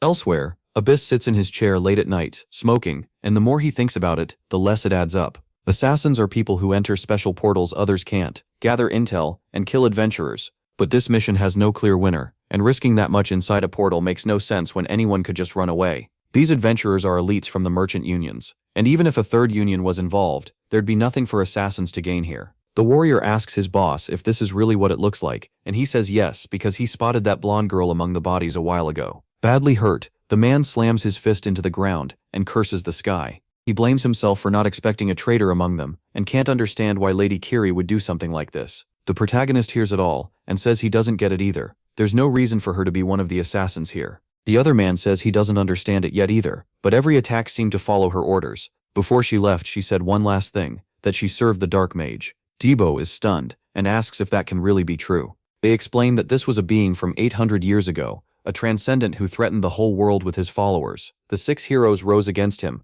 turned the war around, and in the end all of them were sealed away together. With the Dark Mage's army thrown into chaos, the Allied forces pushed forward and wiped out his followers. Anyone in Maple would know that story, so Debo insists it can't be true. He still can't accept it. But the protagonist says this isn't the time to dwell on that. They need to go after her. He asks if the wounded man is coming too, because he'll have to be ready to fight her when they find her. With full resolve, the man says that's exactly what he wants. He intends to avenge his companions. At that moment, someone runs with light, quick steps. It's the Nigus, fleeing from something that has her badly shaken. Then she spots someone ahead, and stops at once. A man stands before her and welcomes her, saying he's been waiting. He calls her Lady Kiri, and addresses the assassin with her in that dim place. Laughing, he says she dealt with the ribbon pigs and kept their plan moving smoothly. Then he asks if she received the gift sent to her, and she stays silent. With her sword ready, she demands to know who they are and why they're wasting her time. Elsewhere, Debo says they can slow down since the boss is already ahead, but the injured man insists he's fine. Debo reassures him. His chief is great at tracking things, so they'll find her for sure. Secretly, the man grips a dagger and channels dark energy into it. Soon, morning begins to rise over the troubled land. Someone sprints straight at an enemy. It's the knight, attacking one of the assassins while the target barely blocks her strike. The mage admits it's impressive, just what you'd expect from the captain of the Cygnus Knights. Still, he wonders how much longer she can hold on before death reaches her. She steps forward firmly, golden aura pouring off her. Then she takes the rising sun stance. One assassin rushes in, shouting that it's time for her to die and finish the job. The blonde blocks the attack and immediately drives forward with her blade. Her enemy even tries to beg for mercy, pleading to be spared, but the blonde answers with a solar strike that wipes the assassin out. She's breathing hard now, worn down by the long fight. Even so, she stands her ground and orders them to explain themselves if they don't want to die next. The mage, fed up, tells his allies to stop wasting time and kill her now. All of them charge at once, shouting for her to die. Then a shadow bursts out from the forest and catches everyone off guard. The newcomer crushes them all in one blow with a heavy weapon. Even the mage is stunned. He was sure the others were already dead. The blonde is even more shocked, her heart racing with hope as she recognizes him. It's the protagonist's warrior companion, staring at her with fierce focus. A flashback shows the man saying they're going to find her soon. The wounded man agrees, while pouring aura into the dagger in his hand. Then he grabs Debo by the neck and tells him to give Lady Kiri his regards in hell. Before he can do more, a sudden flame slices off his hand. Screaming, the fake knight drops to the ground, while the warrior stares in confusion. But the protagonist only looks at him coldly, listening to the desperate cries of the assassin in front of him. The dark-skinned man calls out to his boss, still unable to understand what's happening. The protagonist says it all happened exactly like he thought. That story they were told was just too weak to believe. Then he tells the assassin there's something he should know about him. The protagonist never trusts someone that easily, no matter how he seems. Back in the present fight, the mage admits this has become very strange. The thought of an uninvited guest showing up never even crossed his mind. Owena tries to tell Mr. William that he's from the Gaper Merchant Union, and if they survived, that can only mean one thing. The cowardly rat who couldn't even end his own pain was killed by them, and someone made a mistake. He lets out a sigh, annoyed that these two are stronger than expected. So now the elite are stepping in to deal with them. The blonde warns him to be careful, but Tiem Xiaobei says he already knows. Then he jokes that these guys are total freaks, leaving her confused. The mage raises his arm and says they'll end this fast as his men rush the two warriors. Debo tells her to handle at least one, while he takes the rest, and not to let her guard down. One attacker opens with a move called Savagery, making Debo jump aside. Using that motion, the man swings sideways, forcing Debo to duck. Still smiling, Debo says this guy is about to die painfully, but a sharp attack suddenly flies at his head, and he barely dodges, wondering what just tried to kill him. An archer is aiming at him, tense and ready. Caught off guard, Debo doesn't notice the attack coming from behind, and curses them all. When he looks back, he sees magic rushing toward him. A skill called Superior Charge slashes across his back, and the hit burns with pain. Still, the cut isn't deep enough, and the assassin realizes his best move failed. He starts laughing and says he'll put Debo out of his misery himself. Then he throws another heavy strike at the still-standing warrior. The wounded man yells at the idiot to move, warning him not to take this lightly. But the blade crashes into the ground. By then, Tianbo is already behind him. Tianbo tells him to stop yelling because he was only messing with him. Right after that, he swings once and cuts the man down cleanly. Another assassin charges in with a spear, shouting curses at Debo. Debo slips past every thrust with ease. He answers with an explosive slash. The man dodges, but his spear gets cut apart. Debo quickly resets his footing and holds his ground like a veteran. The assassin can't believe it, asking how someone from a circle can be this strong. Then someone calls it pathetic and throws a body at him. The man isn't dead. He's still groaning as his face drags through the dirt. With her leg still raised, the blonde mocks them and asks if this is really the mage's elite. Angry now, the spearman says they are the strongest assassin force and won't take that insult. Then another man says he'll step in now that this fight is getting messy. He says this is as far as they go. They already wasted too much time watching these useless allies duel. Debo instantly senses a fire arrow about to be fired at him. Once he spots it, he freezes for a moment. The shot is even faster than his boss's arrows, and that man was already a monster. The attack explodes on impact. The mage smiles, saying Debo must have let his guard down. This spell is on a whole different level, and there was no dodging it. It's over. After that, they'll destroy the portal and leave for good. But suddenly, something feels off, and his eyes go wide. Our protagonist steps out of the flames without a scratch. He stands there calm and determined, staring them down. The mage demands to know who this guy is and how he lived through his strongest attack. Instead, our protagonist points ahead with his gravity and telekinesis. He says they can talk about that later. Other guests need a welcome first. A chief of the Ribbon Pigs is charging the assassins, chasing the one our protagonist led over. They both panic because it's the same trick they used before, only now it's being used on them. A huge herd comes stampeding in, ready to tear them apart. Hours pass as the creature keeps screaming and fighting on. After taking so much damage, it finally collapses and dies. Completely worn out, the mage admits that thing was more trouble than expected, and they only escaped by dropping it onto the others. He calls for his companion, who quickly apologizes. That man is still finishing off the remaining creatures nearby. The mage says there's no time to regroup, so they move on and the others obey. If our protagonist's group gets out of the portal, their whole organization will have a serious problem. Still, the mage is curious about one thing, so he says he'll deal with the cloaked man himself. A warrior tells him not to, saying that guy didn't look like some random fool, which only annoys the mage more. He insists no one inside the portal is stronger than him. Elsewhere in the forest, someone trudges forward with heavy steps. It's our protagonist's group, and Debo laughs, saying the pigs probably finished those guys off. He keeps watching the area and asks why the protagonist didn't kill the rest. The answer shocks him. The boy says that man was stronger than he is. He thinks back to the fire arrow. It came at Debo with terrifying speed. Our protagonist instantly cast the same spell and fired back. The two arrows collided and exploded, throwing his companion backward. Even then, he kept his eyes steady and his staff in hand, but his spell still couldn't fully stop it. That made him widen his eyes in shock, because his magic only changed the arrow's path a little and barely touched the mana behind it.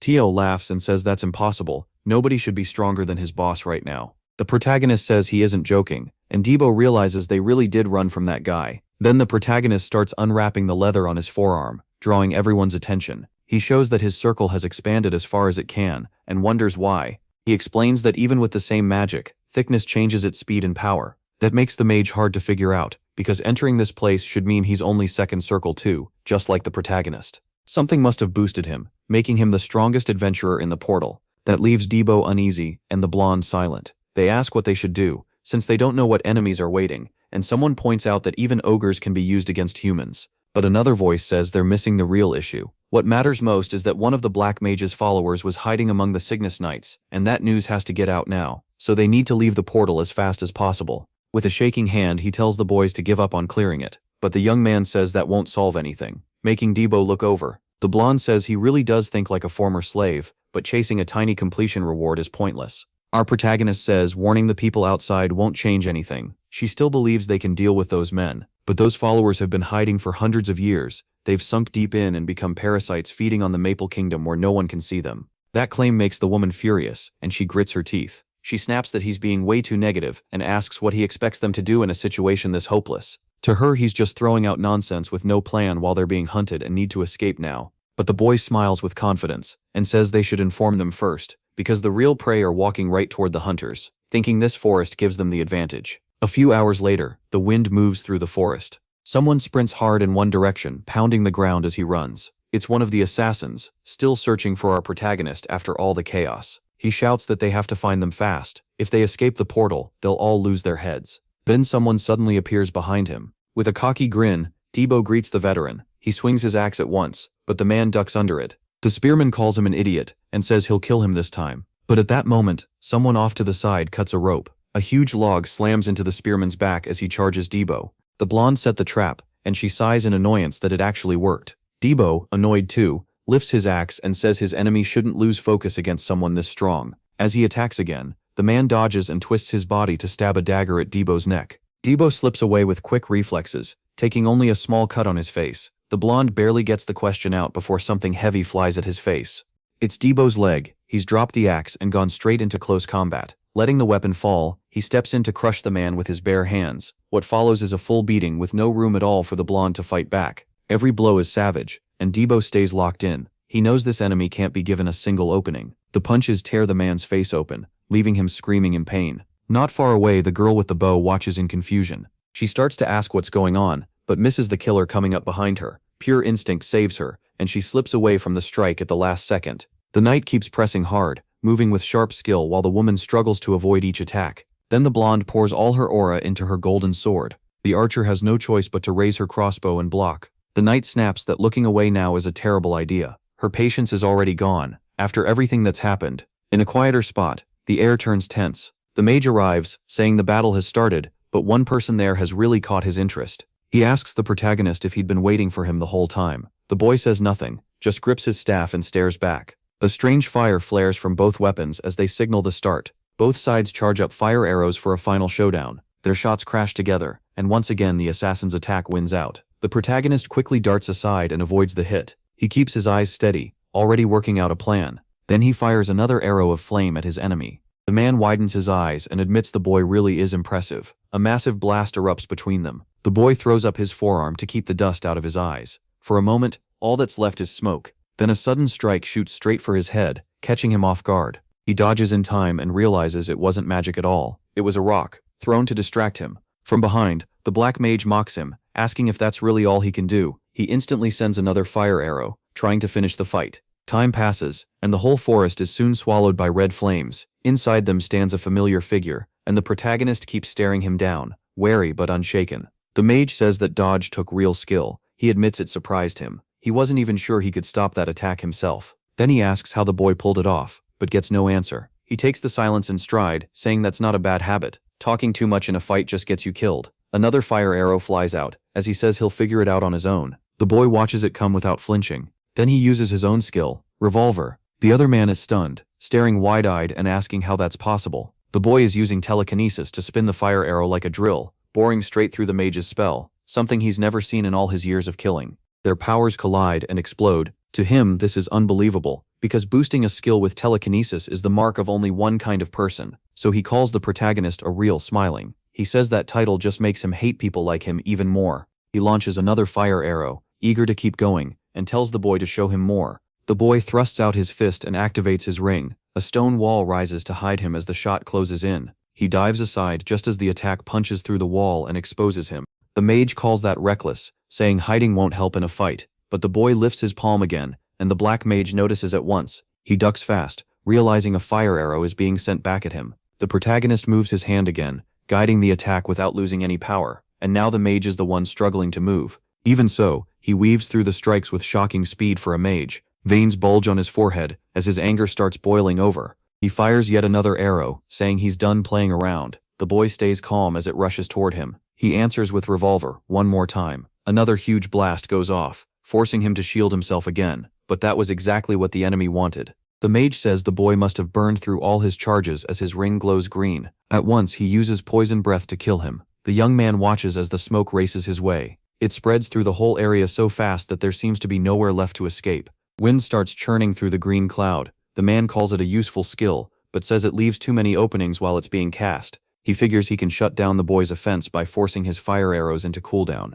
That means the boy won't be able to use them for the next 30 minutes. With his other abilities down too, he'll have to beg for mercy with nothing but a dagger. That's the part the mage enjoys most, and he can barely contain himself. He starts wondering what kind of desperate face the boy will make when the blade finishes him. But instead of panicking, the protagonist moves straight toward him. His fist tightens, and it becomes clear he didn't just boost his mind, he strengthened his body too. The assassin mage freezes in shock for a moment, and the boy uses it well, proving a mage still needs to handle close combat. His punch lands brutally, knocking out teeth and crushing the assassin's face with raw force. The boy doesn't stop for a second, he just keeps advancing. The assassin is thrown backward with no chance to answer. A flashback shows the pirate asking how the boy did that. He can't understand how they beat the poisonous mushroom, and says the boy better explain. Debo just laughs and says it wouldn't help. Even if he told him, it's not something anyone can copy on command. The boy used a skill called Room, pulling all the poison away with telekinesis and throwing it elsewhere. The man thinks it sounds like a total scam, and Debo laughs because that's exactly what everyone says. His boss's abilities are basically cheating, and beating him up close is just as impossible.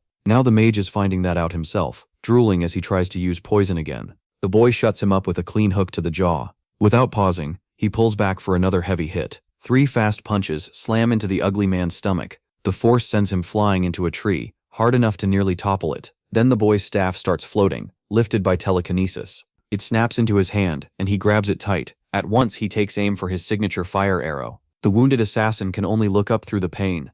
Then his eyes go wide. Something is very wrong. The shot is so strong it rips the tree out of the ground and even tears off one of the assassin's limbs. But when the arm hits the ground, it's clear the black mage still isn't finished. He's shaking with rage, and his green ring is still glowing bright. He sends poison at the protagonist again, yelling that he can't lose to someone like him. The boy calmly raises his hand and uses his own artifact. With telekinesis, he casts Room again and keeps the poison from reaching him. Still, the boy suspects a trick. This mage is acting crazy, but he must be setting up something. Since poison breath failed, he figures the mage will try to get his staff back, so he waits for that move. He thinks that will be his chance to end it, without noticing a giant fireball sneaking up behind him. It slams into his back, blasting him forward in sudden terrible pain. His face twists in shock and fear. He can't understand how that attack happened without the staff. Then we see the assassin, arms stretched out and laughing, with a magic circle beside him. The real source was his bracelet, and through his laughter he swears he'll tear the boy apart for this. The boy drops to the ground after the brutal hit. Blood spills from his mouth from the damage of that last attack. He admits he let his guard down at the worst time. A bad mistake for someone with his experience. He never saw that flame orb coming, and in his past life he wouldn't have slipped like that. As the fireballs close in, it's clear the boy really has gotten rusty as an adventurer. Far from that blast, the warrior stands over his fallen enemy, one hand covered in blood. He freezes, confused by what just happened, while the other man lies there groaning and unconscious. Then a sudden flash goes off near Daibo. It's the knight. She's already taken down the two assassins, including the spearman and that annoying archer. The blonde snaps at him to stop messing around and end it, because this enemy is too much for the protagonist to handle alone. Then something bursts, the eye of the man hit by an arrow, making the warrior flinch again. Right after that, heavy footsteps start coming closer. The obers have arrived, armed and moving in force. He says they were bound to show up, but she urges him to run now, and not to take these enemies lightly. This time, they're not just strong. There's also something about them that sets off every warning in their bodies. It's the strange one leading them, staring them down with a savage, bloodthirsty look. The mage stares into the flames, wondering if that bastard is finally dead. His magic circles spread across his skin, showing how worn out his body is, and he throws up from the strain. A huge stream of ketchup spills onto the ground from all the damage and spell use. Still, he admits it wasn't bad. He never thought the fight would go this far, and maybe he should have asked the boy's name before killing him. But the flames answer him with a name, Elpam. Terrified, the mage demands to know how that's possible when he was sure he finished him. The protagonist steps out of the smoke and tells him to remember this well, because it's the last name he'll ever hear. His miserable life ends today. The man just laughs, calls him a cockroach and says bluffing won't help if he can't land a hit. Elpam agrees. Hitting him with only 2 circles is almost impossible. The old man is stunned when he notices MC has a mana stone. Then he laughs even harder, calling him crazy because that last hope is just a fantasy. Absorbing a mana stone alone isn't enough to evolve. Someone also needs skill and tons of experience. He lets out a crushing aura and says that part is true. That leaves the man confused, unable to tell if he's serious or joking. Then a 3rd circle starts forming on Elpam's arm, boosting his power. The protagonist says there's nothing to worry about. He already has more than enough of both to evolve. Calling it a filthy trick, the mage raises his staff and fires flame arrows, screaming for him to die. The attacks race toward the badly wounded boy. Even so, he meets them head-on, his empty eyes full of resolve. Then he uses the same technique to answer the killing strike. His spell is built so well that it even overpowers the dying mage's attack. But the man refuses to go down, and uses the flame orb to block the fire arrow. Elpam keeps his hand raised and activates the telekinesis ring again. It's the revolver. He spins the flame arrow into a drill that can pierce through anything. The desperate old man's red eyes go wide as death closes in. All he can do is watch the fire spell rush in to end his life. Even then, he keeps spitting out hatred in his final moment. As the spell kills him, he says Elpam's name, the last thing he ever hears. The fire keeps burning through the forest, though it likely won't spread far. MC breathes hard and stares ahead in silence. Then he lets out a sigh as he looks at the charred body of his enemy. He mutters that he forgot to ask the name of the man who nearly killed him at the start of this new life. Sometime later, a massive foot steps down onto the grass. The monsters search the area, while the blonde and the warrior hide behind a tree. She realizes things are getting worse and worse for their side. She remembers how the man was fighting earlier with his axe. He was cutting down dozens with smooth moves and brutal power. Watching that, the knight thought he looked like a monster himself, while tearing through those creatures. With a grin, Disbo said it was easy, since he could read all their movement patterns. One of the obers rushed him with a heavy punch. Disbo dodged easily, leaping through the trees. Then he jumped onto the orc, calling it number 18 in his kill count from this fight.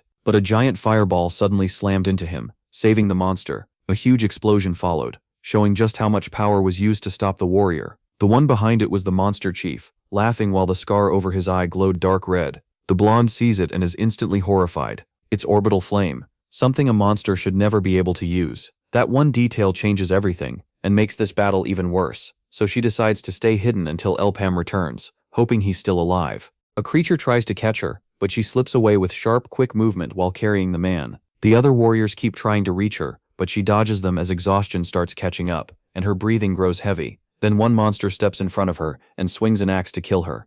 Seeing it, she grabs her companion's wrist with all her strength. She throws him upward, takes down the monster, then catches him again. She thinks both he and the other one have helped too much to die here, and she still believes she can manage somehow. But suddenly her eyes go wide in fear. A huge fireball lands right in front of her, blocking her path. The leader is behind it, laughing, and she knows she can't beat him. So she runs as another spell comes flying in to burn her alive. It's so fast it nearly singes her hair. A massive explosion follows, showing the attack connected. The orc chief starts laughing, sure he just crushed his biggest threat. But then he notices two figures still standing in the smoke and goes still. One of them is the berserk, now awake and back on his feet. The blonde stares in shock, unable to believe it. At that moment the man seems almost trance-like, then he rushes straight at his enemy with total focus. The leader thrusts out his hand and orders all his soldiers to attack this one human. But Debo is too fast, and tears through them at insane speed. One even tries to catch him off guard to please his master. Debo dodges with a sharp move, hurls his axe and kills him.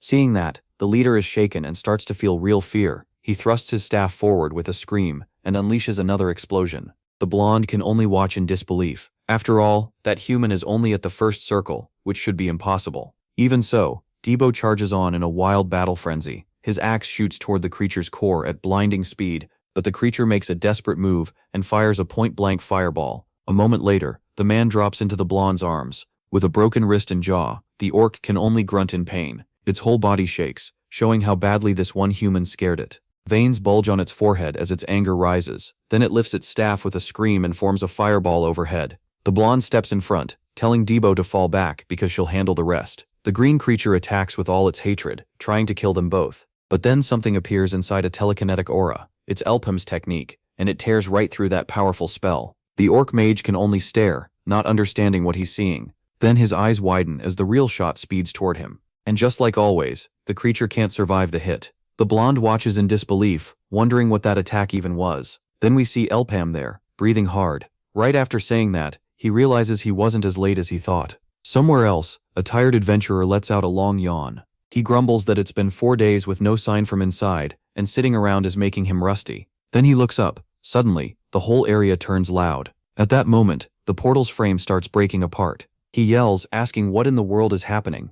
Then the portal shuts down and collapses after that strange reaction. A woman orders someone to call a bishop right away. People actually made it back from the failed raid. The scar-faced man stiffens when he sees what's happened. Out of that nightmare, only 3 people returned. Our protagonist suddenly wakes up, eyes wide. The adventurer notices and says he's finally awake. Then his tone turns serious. Better to be honest now, because it looks like only Gaffer's merchant group made it out. He asks what happened inside the portal, and our protagonist is stunned to learn they were the only survivors. He admits he feared that, but it's still hard to accept that everyone else died. Then he reveals the truth. There was a demon in that cursed place. A moment later, he asks for paper and a pencil so he can draw what he saw. He doesn't know its name, but once he sketches it, the man goes pale. After calming down, the man says everything finally makes sense. Later, inside a cabin, someone shouts that none of this adds up. 100 elite fighters died in a red portal. One man, Toriel, says even his cousin was in there. Another insists the survivors were telling the truth. That monster really was the boss of a 100-man portal. Everyone realizes it was a green ogre, a type that can use items basically like fighting a whole army of adventurers. But a man stroking his mustache says he can't accept that. There's no way the 3 Nadisha sisters would lose to something like that. An adventurer asks what he's trying to imply, and the answer is simple. It looks like sabotage. Someone inside may have sold them out. Once they entered, nobody could know what happened in there, and somehow the only survivors all came from the same group. Habus cuts in, saying his side survived by pure luck. One of his people awakened the 3rd circle and escaped with 2 others. The other man takes that as a jab, and says they're trying to act superior to the other unions. That turns into an angry argument about the rankings of the 10 great unions, with both men laughing through clenched teeth. Watching them, the adventurer wonders if they're done trading insults yet. The man with the mustache asks if they have any proof at all. Then the man with the cigar points out they brought no items back, so there's no reason to think they did anything. Outside, our protagonist bows and thanks them for taking care of him, and the man brushes it off. A woman walks up to her leader and asks if it's really okay to let them leave. The old man replies that they've already reached their conclusion. Time passes, and the wind keeps blowing through the forest. Our boy glances to the side and spots a familiar figure. The blonde is shocked. The little creature actually followed him. It's a tiny, adorable snail staring at them. She asks why he's hesitating when the whole plan is already set. They dealt with the Black Mage's followers, wiped out the orcs, and now all that's left is dumping the items and giving themselves a few injuries. He keeps staring at her with a firm, serious look. Then we see the items he took from that brutal enemy. The plan is simple. but one thing he got is way too valuable to ignore. It's the Phoenix Feather, an item that boosts all his fire attacks, and unlike most items, its effect can stack forever. That one item is why everyone else died, and now that he has it, he can't bring himself to leave it behind. The woman warns that taking it out will make people suspect sabotage, something Elpam already told them. He shouldn't get greedy, and since they found an exit portal, they should stick to the plan. Just then, a tiny flower-like shape comes closer. Both of them notice it and go quiet. It's explained that this is a pet snail. Unlike normal monsters, it can't fight and just wanders around collecting items to grow its shell. In his past life, creatures like this only appeared after portals opened. Now the little thing brings our protagonist exactly what he wanted most. That's how he gets the Phoenix Feathers, his true goal all along. The blonde is shocked it managed to bring them and asks how he knew to use it, and he says trying something was better than leaving empty-handed. Then she asks what they'll do next, and he tells her not to rush. Now that they've slipped into the Cygnus Nights, they need to gather info carefully. If the enemy senses danger, they'll hide even more. By now, the others have probably gone back, so they'll wait for a while. Somewhere else, a man crushes a paper in his hand. Furious, he says all their allies were wiped out so the raid failed. The woman adds that everyone died to the boss, and people now suspect sabotage tied to Gaeafor. Still, they weren't exposed, which means they can start setting up the next mission. The room grows heavier under that man's presence. Then he asks if they really weren't discovered. She says yes, she made sure of it. The plan was to kill every group, and there was nothing linking it back to Elpam.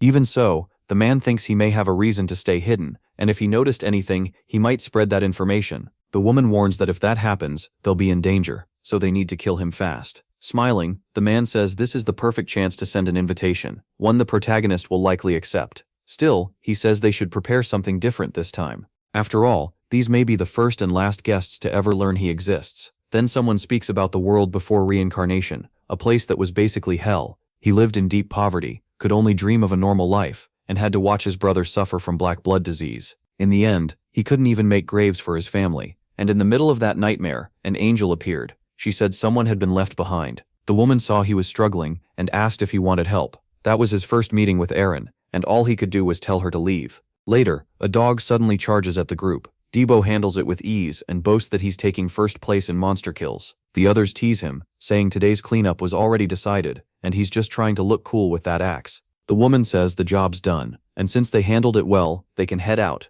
To our berserk. That woman looked like light itself. Just 1 year with her changed the way he saw life, and through her, the world started to look brighter. From then on, his goal was to help her. One of the others jokes that the other guy really is great at cleanup. They banter like close friends, while the little girl says they need to keep moving because someone left marks on the roof. Something feels off. The Elmas Mountain area doesn't seem the same anymore. Then we jump further into the past, where someone is desperately asking for help. She says it's too dangerous to enter the abandoned mines alone. No one will go with her, and she needs help finding her brother. The woman starts to refuse, saying she doesn't take requests like that. Bringing along someone from the third circle could just slow them down. There's no proof her brother is even alive, so she should ask another adventurer instead. But the boy suddenly stands, apologizes for cutting in, and explains that after the recent incident, no adventurer will enter the Cave of Challenges. That's why he offers to help, promising to protect her, and asking his master to think again. Soon they reach a battlefield littered with weapons and bodies. The girl says the corpse ahead isn't her brother's, and the woman notes he wasn't killed by ordinary monsters.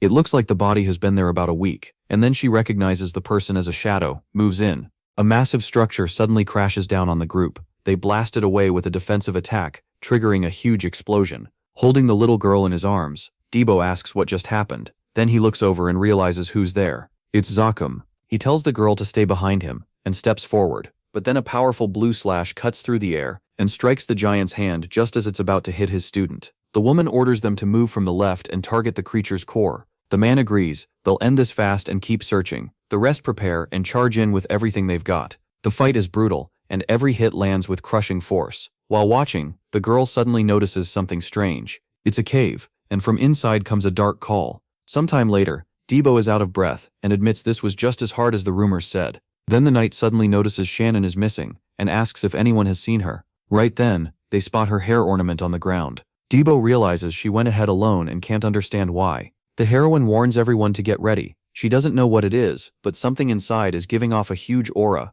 She isn't fully sure yet, but that pressure tells her it's dangerous. Debo firmly says he'll bring Shannon back no matter what. He says protecting her is his job, so the others need to guard the entrance, though the knight argues they should follow the heroine's call. Still, the woman says she's going with him either way. Whatever is in there threatens Maple's world, and dealing with it is her duty. With that settled, the two move on while the rest stay behind. Ahead, the cave is filled with lava and dry stone. The farther they go, the hotter it gets. Soon they find the girl sitting beside a strange tree. Thibaut says this must be the path, then looks forward and calls for Shannon, only to notice a body lying there. The girl touches his head, and then her face, confirming that it really is her brother. Watching this, the heroine narrows her eyes and realizes something is wrong. Thibaut tells the little girl not to move. He'll go get Shannon and bring her back. But through her tears, the girl starts laughing. She says she knew he'd come because he's kind, but there's no way back now. Zaka, she explains, means demon tree. People think the statues move on their own, but the giant tree is the real core. The statues weren't the true enemy, and Debo asks what she's trying to say.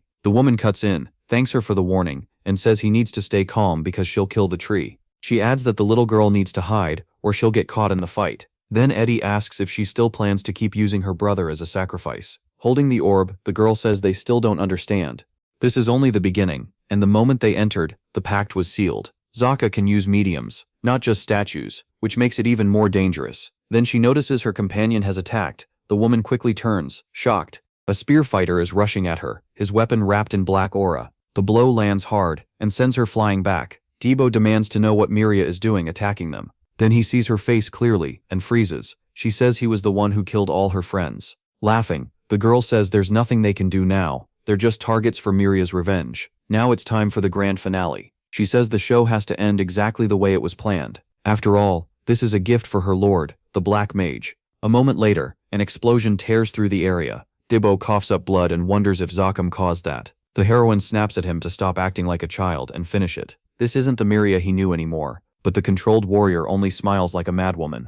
Dibbo says he knows that, but it still isn't easy. The woman boosts herself with adrenaline to hit even harder. Then she slams a crushing strike into one of the giant's limbs to destroy it. But even that powerful hit isn't enough. Dibbo grits his teeth, struggling to think straight. The battle keeps escalating, each blast stronger than the last. He blames himself and admits he never should have suggested coming here. With his axe in hand, he charges forward, screaming in rage. Then he drives his weapon into his friend's chest, thinking this is all his fault. Looking at her, he quietly apologizes. At the same time, the woman rushes in and reaches for the warrior's head to finish it. But Miria is faster. She completes her strike first and kills her own companion. Yet the hand that had come to kill him gently touches his face instead. As she falls, she thanks him and asks him to look after Aaron. Debo's heart pounds as grief hits him all at once. Then the heroine leaps toward her target and swings sideways at the tree, the monster's true body. The impact triggers a huge explosion, but a rocky hand blocks the blow, catching her off guard. Another stone fist comes at her right after. She dodges, and Debo rushes in, saying they're tearing this thing apart. Together, they unleash a full-power combo attack. A storm of strikes cracks the massive statue and tears it apart. But Debo is suddenly stopped by another attack. He catches it with his bare hands and says this thing is awful to fight, even now. Then the girl who led them there screams that she offers her life to the Almighty and charges with a dagger. The axe-wielding heroine doesn't let her move another step and cuts her down in one fast strike. She shows no sorrow, only the resolve to kill whatever caused her friends' deaths. Now the only thing left is the giant statue. Dibbo warns they still can't let their guard down, but suddenly something hits his mind. His axe slips from his hands as he screams, feeling like his brain is splitting apart. The heroine asks what's happening, then realizes it's worse than she thought. Dibbo begs Aaron to kill him now, before he does something he'll regret. Understanding, she asks her beloved student to forgive her. Dibbo gives a faint smile as a memory rises up. He thinks maybe this is the best ending, the punishment for the foolish thoughts he once had.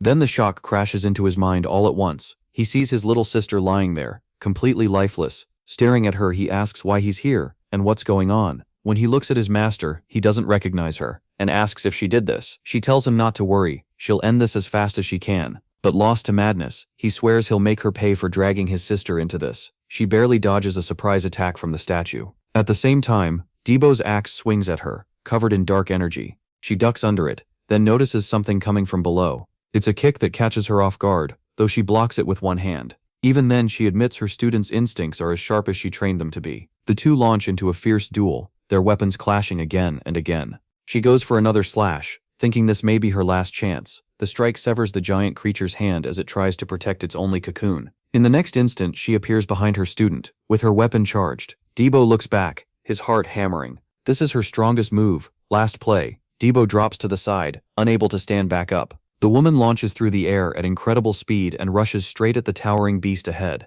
As she strikes, she says they'll end this now and save her boy. Her weapon takes the form of a giant bear, the final devastating blow. But from the top of the statue, Tiembo is ready to jump. He lunges at his master, trying to kill her before she can finish the monster. She clenches her teeth. This is her only chance, and she can't stop even if he gets caught in it. Quickly, she apologizes to Debo and releases the attack. The strike shatters the tree completely, wiping it out before it can resist. Lying on the ground, the berserk asks what happened. As Zakum finally falls, the woman smiles brightly and says he finally came back to her. That's a relief, because she thought she'd have to leave without saying goodbye to him. Debo stares in shock and recognizes Eren as the woman who was fighting him. Trembling, he says she should have killed him and asks why she didn't. Eren tells him they already failed 800 years ago, and now he's the one who must defeat the Black Mage, because his talent is unbelievable. Debo still can't believe it and says he'll never become as strong as his master, no matter how much time he gets. But all she can do now is leave the world she loved in her dear Berserk's hands. She's sure he'll do well in the great battle that's coming. After all, he is her only student, the boy she loved most in this life. And with that, Eren closes her eyes forever. Debo later has to tell the other heroes what happened, but a world without his master means nothing to him. It becomes a living hell where he failed to protect the purpose of his life and couldn't even answer the people he cared about. In the end, this world was never meant to let Debo be happy, and when death came for him, he felt nothing. His heart had been gone for a long time. That blast proved this place was even worse than the hell he was born into. Then he suddenly wakes up, opening his eyes calmly. He realizes he's in bed, hearing voices nearby. His sister is shocked to see him up already. He had passed out without a scratch, so she asks if he had a nightmare. Dandai says he doesn't remember anything. Then someone knocks, and his sister tells him a visitor is here. She calls him out, and Debo heads to the door. There, he meets his boss, who says their schedule got pushed up, so they need to get ready to leave. There's no time to rest, they're being hunted. Then he asks to borrow some money, and the man immediately tries to turn him down. At the Gaffer Mercantile Union office, a man asks if the boy really escaped just by gaining one more circle. The answer is yes. That starts getting on his nerves, and he wonders what this kid is really planning. So he presses for more details, saying useless info gets no reward, and it looks like the boy needs cash. But the boy says the failure was his mistake, and he'll handle it himself. He adds that this will settle every debt he owes. It's 2 million in cash, enough to pay it all back, and leave the man stunned. The man asks if he's trying to sell the information somewhere else for more money. Since he's a free adventurer, maybe he wants to sign again. So he asks what kind of signing bonus he wants to come back. The answer, 15 million. Avis is stunned. To him, that's insane for a rank C adventurer, and no one would pay it. The boy rises without a hint of worry, and says the talk is over if they're not serious about negotiating. As they walk away, Debo asks how it went. He's told the deal died the moment they heard the 15 million bonus. Debo says his boss has to be out of his mind for asking that much, but the reply comes easy, that amount is nothing. Then Debo asks why they came here, since he knows this place. It used to be his old home in the slums, and compared to where he lives now,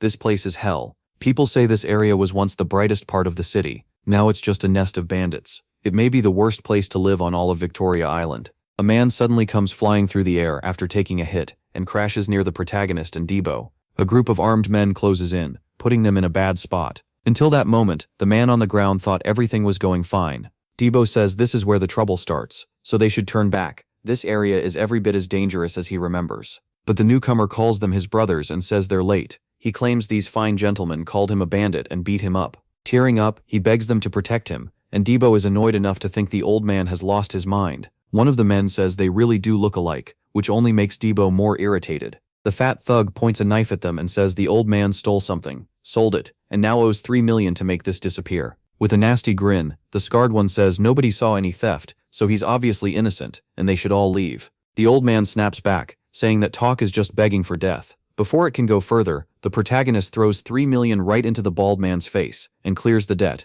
Then he says it's settled, so they can go. Debo is left staring, asking why he paid. The boy turns back with a hard look and calls out to Ralph, telling him to follow. Ralph asks if they really came here to recruit him, and what about the money? The answer, they already tossed that guy in all earlier. The old man says that's not his problem, so he has no reason to join. Debo fires back that they still need to recover the 3 million they just paid. Smirking, the old man says he never asked them to do that in the first place. Then he says, if they came looking for him they already know what he can do, so they should pay properly. He wants at least 3 million to join them. Just then a woman walks up and asks if she may interrupt. She introduces herself as Beiju from the Kamiya Mercantile Union, and asks for Elpam. MC watches her carefully, his expression turning serious. Ralph quickly realizes she's from one of the major unions, and he confirms with a small smile that she's found the right person. Beiju says it's a pleasure to meet him. His showing in the 100-man portal impressed them, so she'll get right to the point. They want to recruit him. There will be a simple test, but they'll pay 3 million up front, and another 15 million to sign if he passes. Hearing that, the old man can't believe anyone would offer this kid that much money.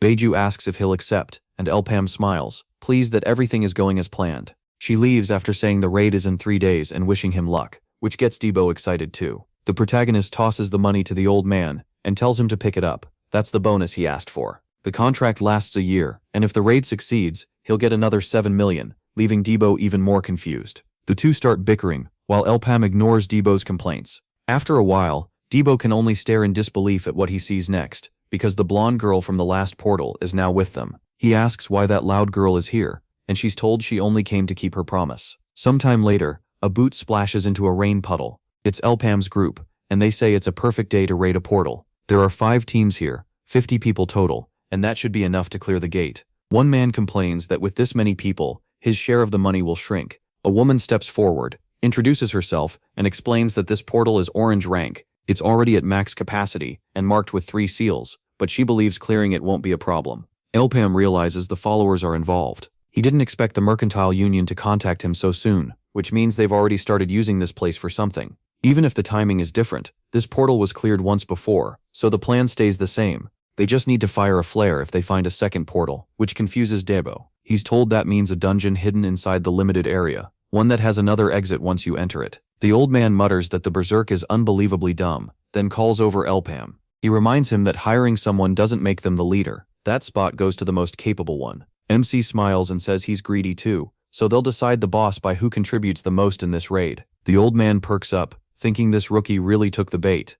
If he can come out on top here, things are going to get very interesting. A few minutes later, the raid begins, and Debo says they can clear this place and make over 50 million. The old man calls him a useless first circle kid for acting like this will be easy. Annoyed, Debo tells him to prove it in a fight, but the old man says the result is obvious, so there's no point. Debo keeps raging that this idiot is wrecking the team's morale. Then something grabs his attention. The moment they pass through the portal, they find a nightmare. Giant monsters called Evil Eyes are already attacking everyone. One frog-like beast leaps onto Debo and drags him across the ground. He shouts, asking what this thing is and why it's waiting right at the entrance. The monster swings a claw to finish him off and tear into his flesh, but the old man rushes in and kicks it away, saving him. The hit is strong enough to launch the beast all the way into a nearby tree. He tells Debo to watch his targets, while the blonde wonders if the portal really opened in the middle of the monster's territory. Meanwhile, the creatures keep charging at the group like they're starving for blood. Then a flame forms near the portal. Something very familiar. Elpam cuts them down with a fire arrow, thinking these monsters weren't here the last time, which makes no sense. The woman leaps onto one of the beasts and uses Rising Sun,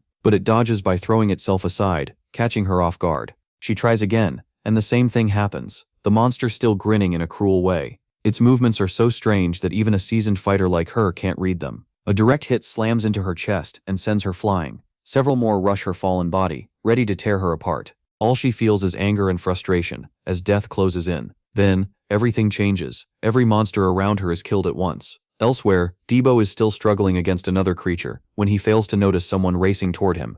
That figure strikes the monster, pinning him down and kills it instantly. The force is so overwhelming that it slams the frog into a nearby tree. The old man says the boy has 2 kills, while the lady he had to cover only has 1.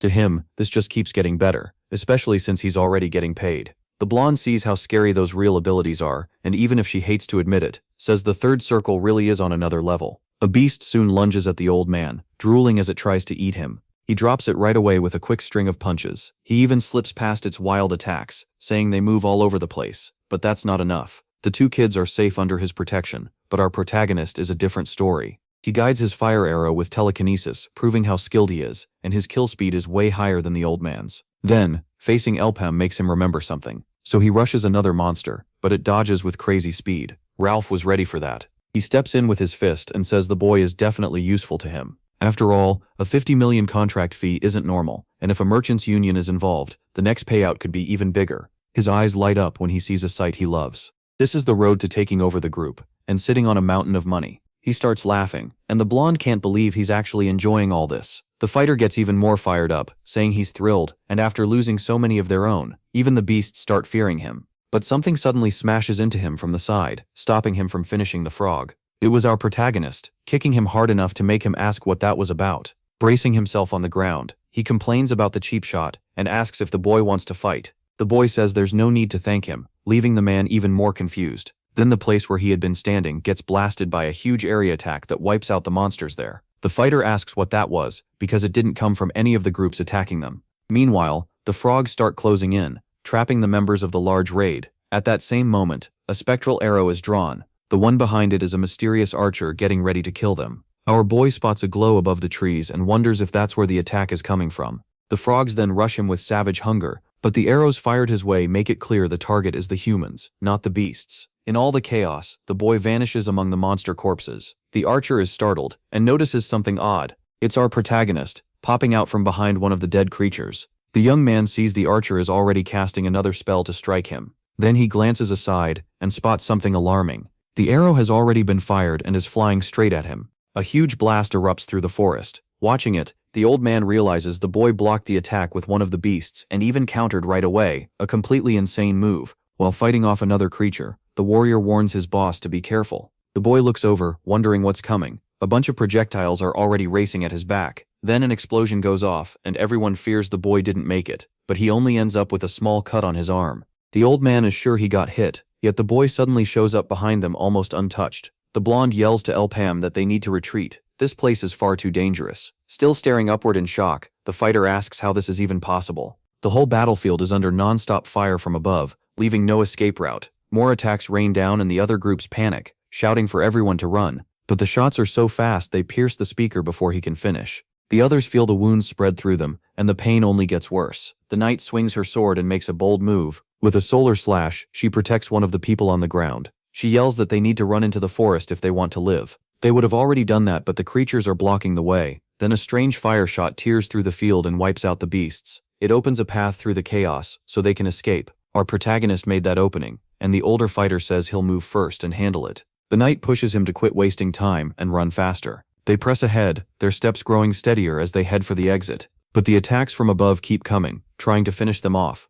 The warrior calls to his boss, warning that they'll all die if this keeps up. Our protagonist quickly fires a blast to launch himself backward. As the explosion goes off, Elpam says he has a plan and tells his companion to listen carefully. The archer notices and realizes the boy found him almost at once, which surprises him. Now he understands why Lord of Oak was worried about this young man. While watching him, he quietly apologizes to him because he's about to kill him. Several arrows fly out, but the boy is fast enough to leap through the trees and dodge as he moves. The archer wonders why he's so fast, and then he notices something else. There are only 6 people now. The one with the halberd is missing. Then a huge fireball comes flying straight at him. He whips his head around and sees the terrifying sight behind him. The attacker used the bracelet's power to blow up the tree. It was our protagonist, and he saw the hit land for himself. Then Daibo, dressed in the boy's clothes, says it worked out pretty well. Their disguise swap plan succeeded, and he acts like it's all thanks to his greatness. But while bragging that he bought them plenty of time, an arrow suddenly pierces his stomach. The knight sees it happen,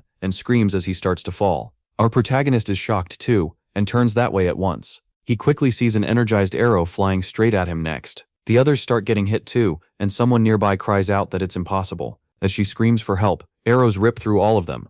Holding her partner, the blonde tells everyone to run as fast as they can, but a light shot pierces her thigh. Unable to stand, she falls forward with her injured companion. More glowing attacks rush at them to finish the job, and the wounded woman can only grit her teeth in pain. Then someone appears, catches them and tells them to stay focused. Ralph ends up playing dad to kids he doesn't even have, and it's giving him a huge headache. He keeps running at full speed while the archer says they still can't escape his range, so he knocks 3 more arrows for a multi-shot. Then something makes him pause, and doubt shows in his eyes. The fighter asks why they're heading this way, and the answer is simple. It was his boss's order. At last, all 3 make it through the forest. It took everything they had, but what they find ahead only confuses them more. A second portal has appeared there, something that should be impossible, and they realize Elpam knew where it was the whole time. Smiling, Ralph says they're only alive because of him, and the enemies are too far away for the arrows to reach now. Debo starts saying they can't go through without the boss, but Ralph reminds him this was the protagonist's plan from the start, to save them.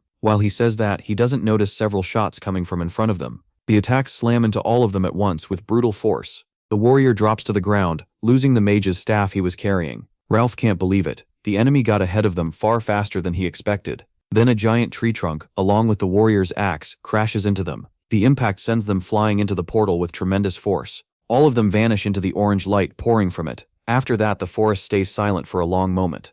The archer, still confused, wonders how the protagonist could be crazy enough to do that. A few minutes later, something starts moving in the quiet woods. An arrow shoots through an evil eye and kills it in one hit. Its body drops as its final groan fades. The archer realizes he's been baited again. The protagonist isn't moving around, which means he's hiding and searching. Still, he calls it a stupid move and decides to play along, wondering how long the boy can last. Back when he was 13, Lord Avok accepted him after a trial with 300 assassins. That slaughter lasted 7 days, and no one found him, so he earned the title Spectre. His eyes widen, and he turns after sensing movement nearby. He fires at once and kills another passing creature with a single arrow. Missing again only makes his irritation more obvious. Then a fire arrow slams into a tree right beside him. As he jumps from branch to branch, he admits the protagonist isn't bad at all. Still, he stops again after changing position. He admits he should have known that attack would give away his spot too, but when his shot lands, he realizes nothing was there, and that catches him off guard. Then a fire arrow suddenly appears beside him,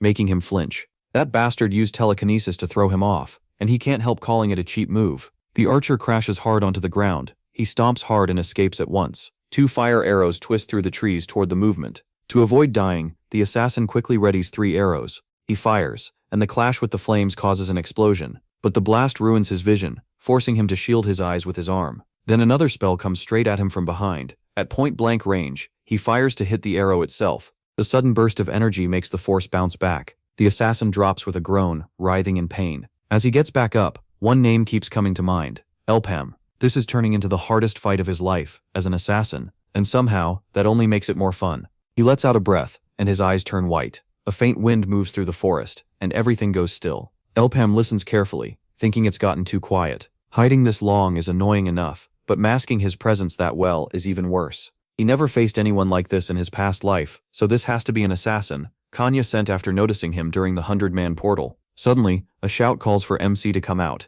and he turns when he hears it from a strange direction. The man mocks him, saying to stop wasting time. Hiding like a rat isn't honorable. Laughing, he says it's better to settle this face to face. Elpam can't figure out how he got there without showing his presence, so he suspects teleportation. But as he moves closer, he starts thinking it was the so-called step of the wind. Then the archer declares that he's finally found him. A storm of projectiles flies at him. The scene then cuts to a snowy mountain. The orange portal lights up as people come through. A second later, they all hit the ground screaming. Thibaut says they left their boss behind, but the others insist there was nothing else they could do. The warrior worries about how he'll manage alone, and someone answers that Elpam probably has a plan. Then he notices the countless bodies around them. He's confused. This should be a 3-marked portal, so why are there thousands of corpses here? The blonde finally gets it. This was a huge trap.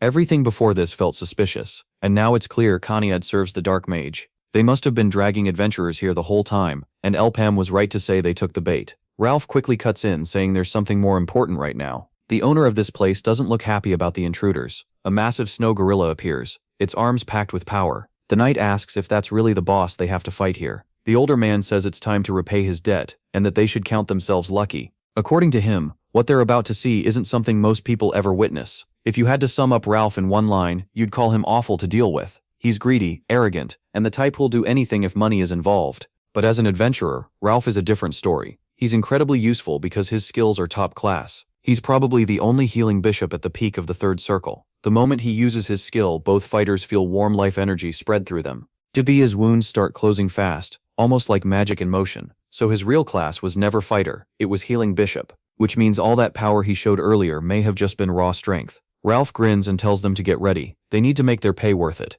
After all, the creature in front of them isn't going to wait. Everyone rushes in as the Yeti charges too. It slams the ground, sending huge chunks of rock flying everywhere. Thibaut grits his teeth, calling the beast insanely annoying. Then the monster lunges at him with its jaws wide open, but when it bites down, it doesn't catch any flesh. Thibaut is holding one of its fangs, catching the beast by surprise. He swings his axe into its eye, and the creature roars in pain. At the same time, the knight uses Solar Slash, leaving a wound that won't heal. A huge hand then swings toward Thibaut to stop him. Something crashes into it like a meteor, shocking the warrior. It's the bishop, who then leaps back to make space. With a Bible in hand, he casts a blessing. The knight feels her strength steadily rising. Then the healer casually says each skill costs 100,000, instantly annoying both of them. The giant beast spits out blue fluid. Tired out, the blonde tells Ralph she's done, and he says he'll pay for her help. Then he notices the monster is still conscious. Meanwhile, Elpam keeps fighting the Spectre, but something feels off. He still can't tell where the shots are coming from. The Spectre is using Aljavage flow like a teleport skill. He even mocks the protagonist for being too slow. Elpam throws more fire, but the Spectre warns that if he keeps this up, mana shock will hit him. Blood drips from MC's mouth, yet he still fires again. His enemy keeps mocking him, saying he has no chance. But Elpam drinks a blue potion and manages to release an even stronger flame. The Spectre is stunned that Elpam is using a spell above a 3-circle mage's level and doing it while suffering mana shock. Then he realizes he is ready to burn himself out. The protagonist uses his skill to box the Spectre in. The masked assassin decides Elpam has gone insane because he's throwing fire everywhere. MC is nearly spent and keeps telling himself to hold on. The Spectre calls him an idiot, saying he'll never land a hit and that mana shock will seal his fate. Even with his body failing and blood spilling from his mouth, Elpam still refuses to stop fighting. He sends a fire orb at the Spectre, and the assassin decides to run before it burns him. He spots an open area and heads there, but quickly sees it was a trap. Elpam surrounds him and starts hammering him with punches. The Spectre tries to guard against the attacks. At the same time, he knows he can't last much longer and has to finish this now. But the Spectre lands a heavy hit. At that moment, Elpam forces himself back up and realizes he no longer has the mana for attack spells, so he decides to end it once and for all. A dagger appears under a blue glow, and the Spectre realizes Elpam is using telekinesis, since it barely costs mana. The Spectre lunges, but the protagonist blocks with his staff. Then the assassin recovers and swings his sword, nearly taking off Elpam's arm. Even so, MC heals himself and keeps defending, almost landing a hit. The Spectre endures it, uses another skill, and tells Elpam to stop before this goes too far. He loses consciousness, and the Spectre walks over, saying he'll help him and that they still need the Phoenix Feather. But the protagonist suddenly wakes with blue light blazing from his eyes and instantly rips the Spectre's head off. After that, he mutters that he's sick of bow users. Back at the monster fight, the beast hurls one of them far away. The other fighter holds on against the snow. One plans to circle behind it, while the other looks for a weak spot. The snow monster catches on to their plan, and they realize it isn't just some dumb brute. One of them uses a healing spell but says it's almost gone, telling the blonde to keep dodging.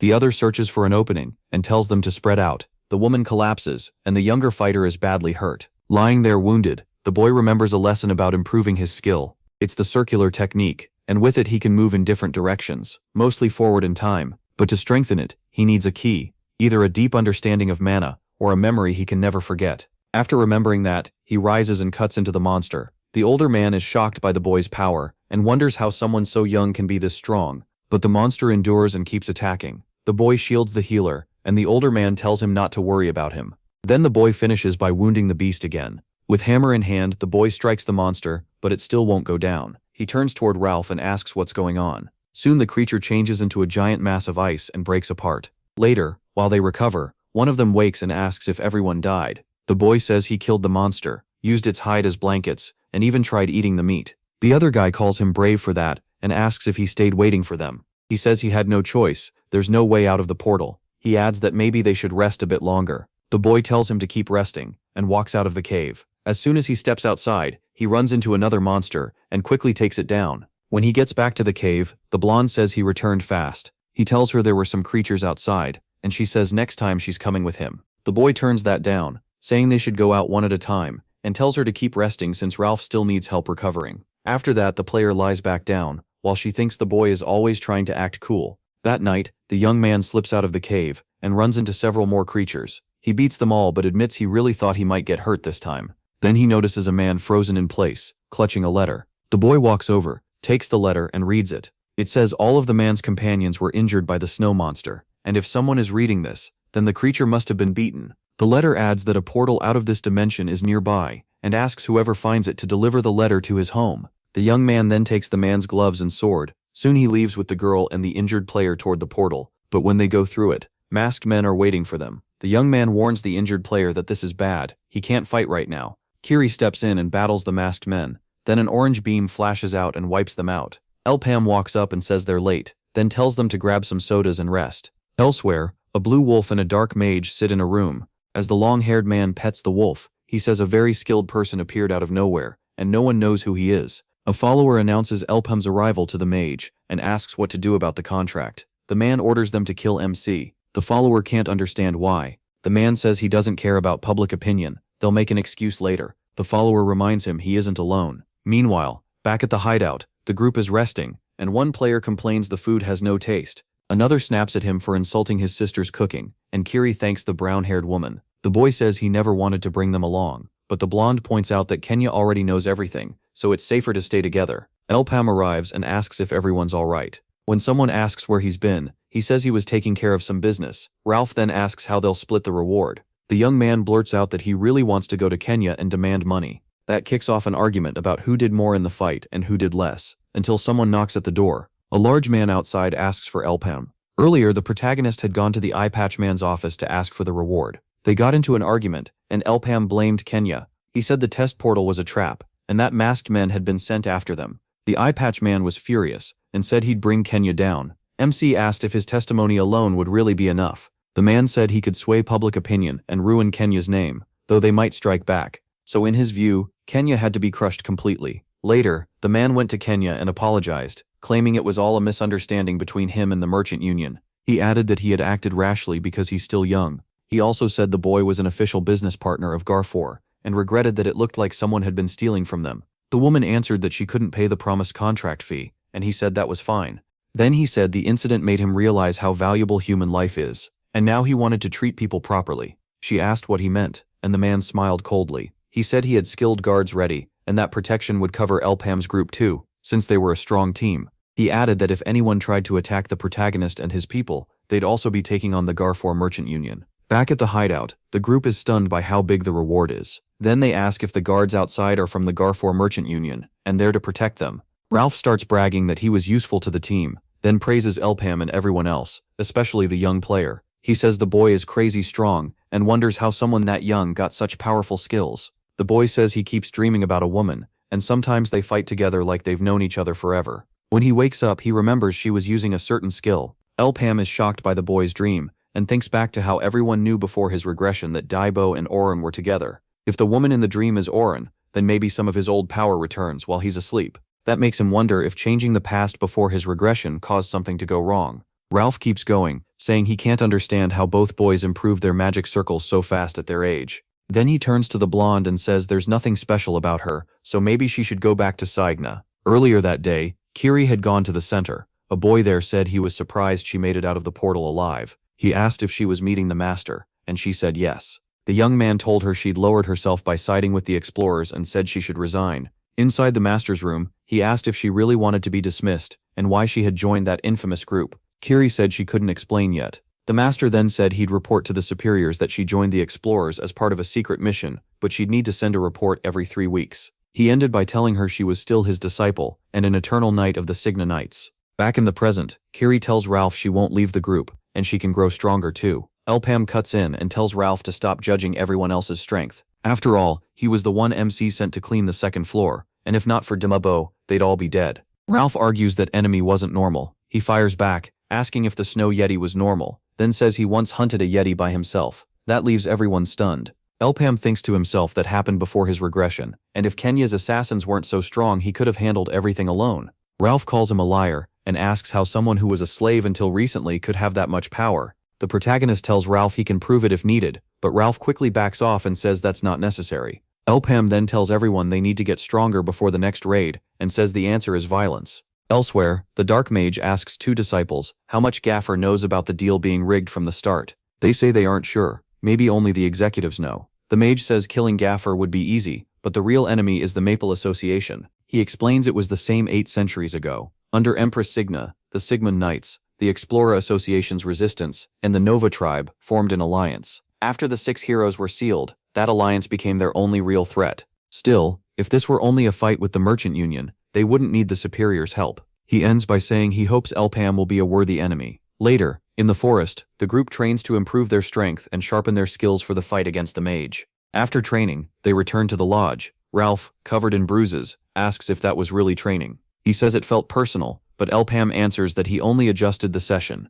The young boy laughs and sarcastically says, "Ralph looks handsome." A brown-haired girl comes in, and Ralph asks if it was really okay to leave her alone. Then he shrugs and says she's probably fine with guards around the lodge. The young boy remembers the frozen man's letter and shows it to MC, saying that Relic helped him escape. He says he needs to return it, but doesn't know where, and asks if MC does. He stares at the letter in shock and says, "Ring of Cross." The boy looks at the ring and asks what it is, and Elpam says he thinks he knows. He adds that he'll return it himself. Then he says the boy is joining training early tomorrow too, and Ralph laughs at the kid's reaction. Meanwhile, Kiri keeps training in the forest, and remembers how people used to say she had no talent. At the same time, Elpam goes to a house, and the person at the door asks who he is. He says he's the mailman, and holds up the letter. Sometime earlier, there had been an incident at the portal entrance, and it was destroyed. A union member investigated, but the people behind it were never found. Then the portal suddenly reappeared in the same place, and after that, no portal was ever destroyed again.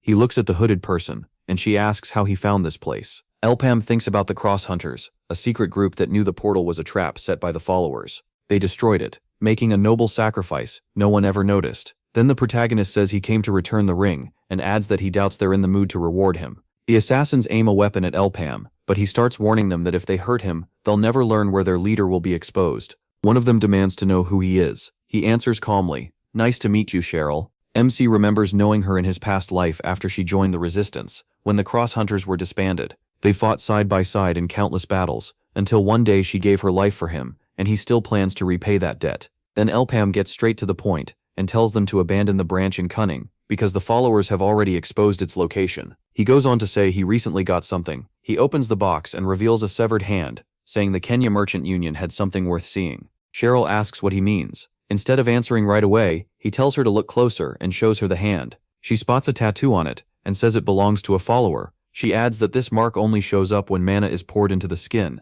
Then she looks back at him and asks what he wants. Elpam says he wants information. One of the men asks Cheryl if she actually trusts him, but she says no. He's way too suspicious. He thinks to himself that Kenya is shifting its plans fast because the future has changed, and for a moment he considers leaving Kenya's group alone. But then he makes up his mind. Their next stop will be Nautilus. Seagulls cry overhead. Elpam watches people board the ship. After a whole month, he's finally ready for some action again. A man with an eye patch demands a decision. He says they only gathered portals that would matter to Kenya. More than a month has passed, and now it's time to start. Elpam thinks it over before giving his answer. He says he's not sure about the offer. Mr. Abbas is stunned, and assumes the boy is scared. But the boy says he's already decided. He's going to the Eagle Eye tomb. The man is shocked that he'd choose that place. Captain Karen of the Nautilus had a disciple named Lee Eagle Eye. The Eagle Eye portal is where she died, and a memorial was built there for her. The reward is huge because so many adventurers have failed there, so Mr. Abbas figures Kenya wants that portal. Elpam disagrees, and asks where he heard that. Before anyone answers, a scar-faced man appears at the door, clearly interested. It was Mr. Rakan, and he came bearing a gift. His eyes light up as he shows what he brought. They were 2 phoenix feathers, made by Ghafor. With a smile, the scarred man wishes them luck. Elpam figures this is Rakan's way of saying he'd better get a good return on his investment. The group is still waiting on a few more people. Then a loud drunken shout rings out, and the protagonist hears it. A man shows up carrying a huge sack. Abiru brought the items the boss asked for. The new outfits are light, and everyone likes them. Abiru says they're made from snow Yiddish leather, and the boss left them for the group to wear. Elpam is already dressed in one. The man says he heard they cleared a portal with hundreds of people, and offers one extra outfit. MC decides to give the spare one to Ibiru, but Ibiru says it would be useless for him. Then he rushes everyone, saying they don't have time to waste. Someone yells about how bored he is. A submarine waits out on the water. The men step onto the sand and notice the shadow of a woman. It was Miss Minru, who'd been working non-stop lately. Someone shouts that she pulled it off. Minru had cleared the 200-person orange-ranked portal and returned. The captain drops her pirate hat on the table and answers someone who still can't believe it. Minru tries to persuade her to let her take a 74-person portal, saying it should be easy. She insists she's stronger now than Eagle Eye was back then. Karen doesn't like hearing that, but Minru wants revenge for Liyun. The captain throws her out without hesitating. Minru starts crying after that answer. Later, with her head down on the table, she vents about how they should just ignore it and tear down the wanted posters. A man laughs and says that just proves Karen loved her, but Minru thinks she's being overprotective. Suddenly, fast footsteps rush in. A man bursts through the door and calls for Minru. There's a problem. Someone took down the wanted posters at Eagle Eye's tomb. 2 people notice the group arriving and guess they're from the mainland. The group moves in carefully. Elpam feels uneasy the moment they arrive. The blonde woman warns that this area belongs to dangerous people, so they need to stay quiet if they don't want trouble. Under Nautilus rules, whoever removes the wanted posters gets first claim on the portal raid. But this poster belonged to a group that had special rights over the portal. Then Minru comes running in, furious. She shouts that the poster they removed was hers. Elpam asks why she didn't take it down herself, and she says she still didn't have permission.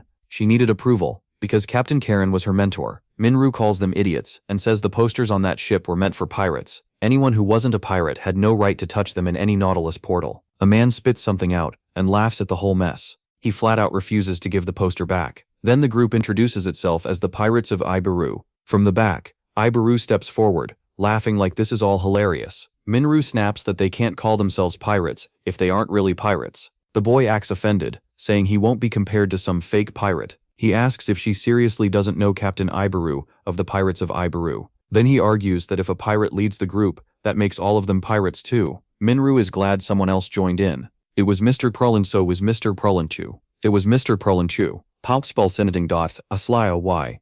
Marath, curious about all the noise. Elpam doesn't recognize the name, but he answers that his group hasn't broken any rules. Marath says Karen should decide, since she was the one who put up the posters. He replies that his whole team is present, all 5 of them. Marath asks for the boy's name, but someone above recognizes him first. The man says the boy survived the 100-person red-ranked portal. That makes the others wonder if this group is something special, since almost nobody ever came back from there. Still, that alone proves nothing. A woman says they'll fail this raid anyway, so they're just cowards. Someone else points out that Miss Minru cleared a 200-person portal, making her the impressive one. Now Muruth starts to understand who Elpam is. He tries to make a deal. The protagonist's group keeps priority, but they should give up the other 69 spots to another team. MC accepts. He offers 100,000 mesos per person, up to 10 people. Back in her room, Minru thinks over the offer. She starts setting money aside just in case. Her plan is to do what she wants first, then beg Captain Karen to forgive her later. Angry, she swears she won't let anyone else take that portal. Meanwhile, a man explodes over the deal. He can't accept that only 10 of the 69 spots were opened.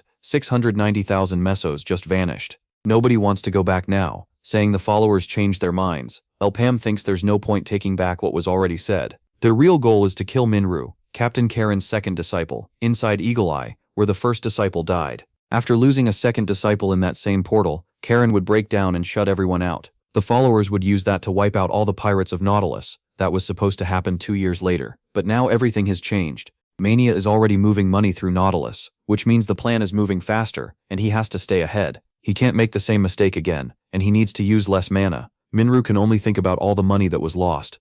Night comes, then someone knocks on the door. Elpam gets ready to defend himself. He asks who's there, and is stunned when he sees them. He quickly invites them inside. It was Captain Karen and Marath. Elpam asks why they're in his room, and Karen tells him to answer honestly. She stares him down and asks if he's one of the Dark Mage's followers. He's shocked, not just by the question, but by the fact that she knows about them. Marath catches that reaction and asks if there really is a link. Elpam quickly denies it. Karen doesn't buy it and asks for proof, but he has none. So he says he thought she already knew about his connection to the followers, otherwise she would have shot him long ago instead of coming here. That makes her wonder if he's tied to the Cross Hunters. She says the followers are Kenya's only merchant force, so that makes Elpam their enemy. But being her enemy's enemy doesn't make him her ally. Even so, the idea of an alliance starts forming. The protagonist asks what he could offer her. Karen says the situation is bigger than he knows. She already knows the Dark Mage's followers were behind Leah's death, and some of them have also slipped into Nautilus. Elpam thinks everything is moving way too fast. Karen says she believes Minoru is their next target, since she became the ship's symbol after Leah died.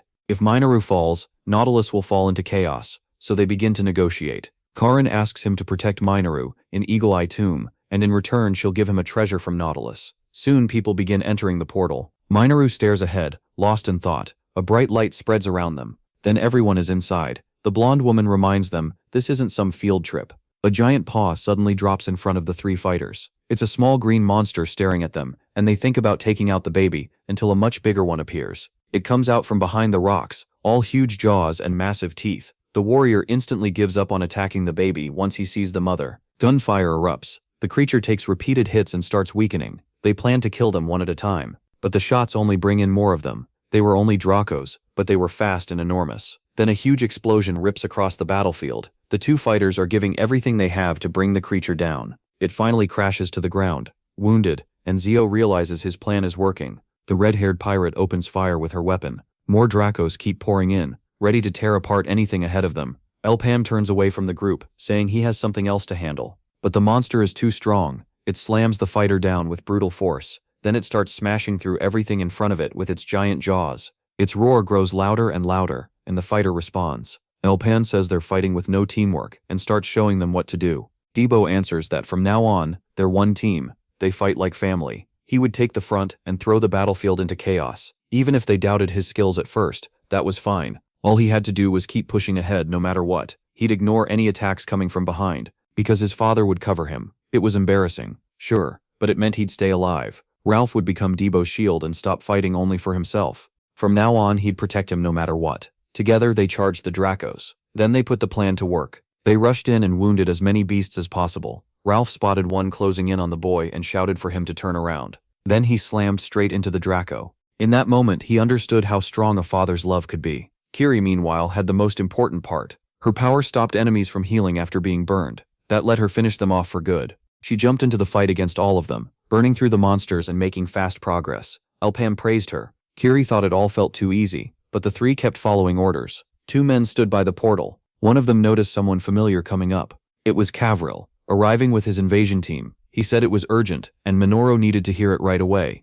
A giant Draco was down, and everyone started celebrating. They even managed to collect a stone man and make a find. But in the middle of that, his friend was hit directly. Minoru couldn't believe what she was seeing, as the woman cried out in pain. The blow had been brutal. Then a hand reached out from the portal. Panic spread, and everyone ran. A fight exploded as weapons fired everywhere. Realizing she was in danger, Minoru tried to defend herself, while bullets tore across the battlefield. A red glow flared behind her. She instantly sensed the threat. Minoru fired her magnum to protect herself. Rocks started rolling across the ground. That was when she noticed someone coming. Furious, she demanded an answer. It was Elpham, and he said he was just cleaning up. A huge flame gathered as he told Minoru to stay still so he could finish fast. Then the group realized they forgot someone. Debru yelled that they had left him behind, and he couldn't understand why Debo brought him along just to abandon him. To survive, he hid inside an anthill. Still, he knew he couldn't stay there forever. From inside, he searched for some way out. As a second circle adventurer, he had no idea what to do. He only knew he didn't want to die there. After walking for a while, he found a second portal. Then something appeared behind him. Terrified, he spun around and tried to strike it. Once he saw it was Elpham's creature, he calmed down. He wondered how long the beast had been there. A sudden sound made him jump. He screamed as light flooded the area. It was the portal. The creature just stood there watching. Ibru let out a breath and headed for the portal. With strange power in his eye, Elpham ordered Minoru not to move. He told her it would be over soon. The red-haired woman snapped and demanded answers. Then a weapon fired, and red light burst from the device on MC's eye. Everyone covered themselves from the blast. Kajal and his group arrived to help.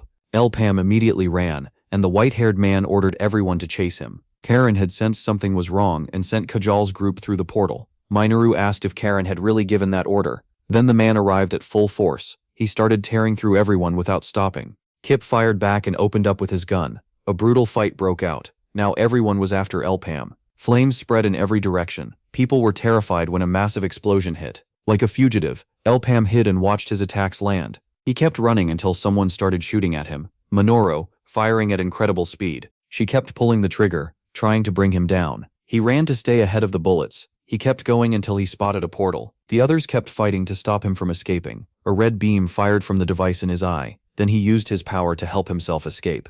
A huge slab of earth rose from the ground. The light was blinding. People scrambled for cover. Pieces of stone started crashing down. The rubble fell near the passage where Minoru stood. Then even more rocks broke loose and dropped. The smoke got so thick the pirate started coughing. Elpham was already ready, staff in hand. Minoru watched him carefully. He was set to strike with everything he had, and she was trapped. His red staff glowed with power, but nothing happened. Shaken, Minoru asked what he was trying to do. He looked right at her, then asked if she was ready to hear the truth. The trigger was about to be pulled. Elsewhere, the others argued, thinking Minoru had nearly been shot. A gunshot rang out, and both turned to look. Someone shouted in relief when they saw Minoru safe, but then she suddenly opened fire on them, and no one understood why. Gun raised, she fired shot after shot. The white-haired man froze in shock. A hit threw him backward. He couldn't make sense of any of it. Minoru stood over them on the rocks. The other man was just as confused by her actions. She had spoken with Elpham, who said he'd already sacrificed everything because of the girl's stubbornness. The red-haired woman called out to the new arrivals and ordered Zio to gather everyone and leave. She added that Karen gave the order. A large gold necklace hung around her neck. Then someone crossed the giant portal. At the same time, Ibru stayed with Elpham's beast, regretting ever coming and wishing he'd just waited behind. He was in a dark cave full of bones. Far off he spotted someone walking. He ran over, shouting to the stranger. Ibru said he wanted to stick together since he'd gotten separated from his group. Instead, he was suddenly attacked. It came from the slug beside him, muttering, "Kua." That's when Ibru realized who the stranger was. He looked up and saw a huge monster. His eyes went wide in shock as more and more appeared. Minoru kept telling Zio to leave, but he noticed the item around her neck. It looked like a medallion he knew. Back with Minoru and Elpem, she was still arguing with him, gun aimed and ready. As he spoke about Leah's death, the protagonist warned that followers of the Dark Mage had infiltrated the pirates and were the ones who killed Eagle Eye. He said Karen sent him to stop Moldoru from becoming the next target. Shocked by what she heard, Moldoru didn't react. She started to believe her own allies had killed Leah. Then Elpam handed her Karen's necklace. It was the captain's symbol, so she believed him. But then she started wondering how MC knew exactly who to attack. A hooded figure spoke with Cheryl, saying he disagreed and didn't want to trust someone so easily. The penetration monocle could see mana flow and identify followers of the Dark Mage. No one had used it since Korra died. Elpam couldn't understand how someone who looked like a mage could handle it. The warrior began to think it might all be a trap. Still, he told them to trust him, and said it would be fine. They only needed to watch. If the user's mana was too weak, the item would break him. Everyone listened closely to Minoru. She said that aside from the three standing in front, everyone else there was a follower. Her eyes were full of fury. One of the accused protested, and told her not to trust Elpam. But the monocle had already started proving itself. Before the regression, followers were hard to identify, because their tattoos only showed when mana was applied. The man stepped forward. Just because the mark couldn't be seen, didn't mean it wasn't there. Elpam grabbed the white-haired man,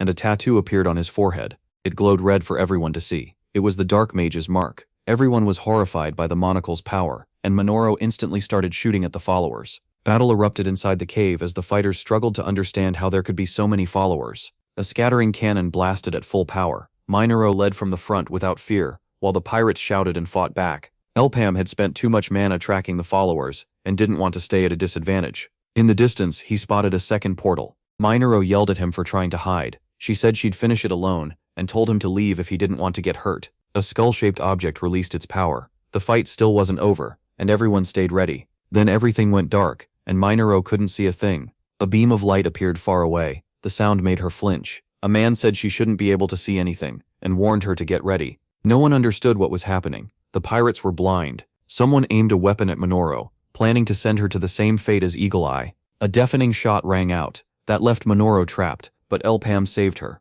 The one who fired was stunned. The bullet never reached her, and the protagonist could still see. A man yelled for them to shoot the adventurer, because he was too dangerous to predict. All the guns fired at once. Elpam used mana to defend himself, and his power threw everyone into panic. He tightened his grip on the staff and cut down everyone trying to kill him. Then a cannon fired to stop his rampage. A huge explosion tore through the cave, hitting many head-on. The power on display gave them a big edge. Then came the call to retreat, and phoenix feathers appeared. The revolver's power was unleashed. The battle stayed fierce, but the direction of the flaming arrows suddenly changed. One follower of the mage held the skull in his hands until he suddenly lost an arm and took a dagger to the chest. Minoru got her sight back and saw what had happened. Now the panic really began. The Dark Mage's followers claim they're doing this for him. Then bombs start raining down. They all go off at once. The blast sends everyone flying. Elpam still manages to protect the others, but he's at his limit, and needs to reach the portal before his mana is gone. The group rushes for the portal. When Minoru gets attacked from behind,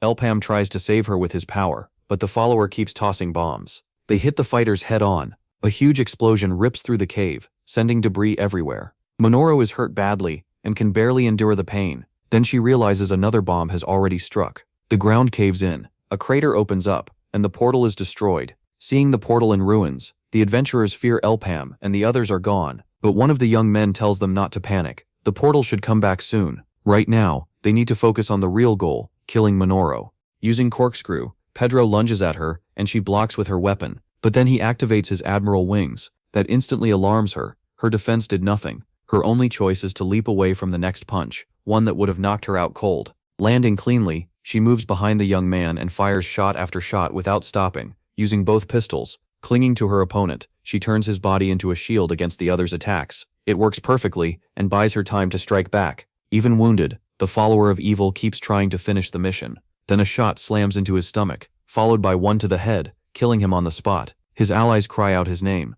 Menor glares at them and says there's no time to waste, so why aren't they attacking her? Elsewhere, Elpam stares at what looks like countless portals. The bearded adventurer explains these are special portals, and each one leads to a different place in the second phase. Once enough people use one, it shuts down. forcing everyone else to take another route.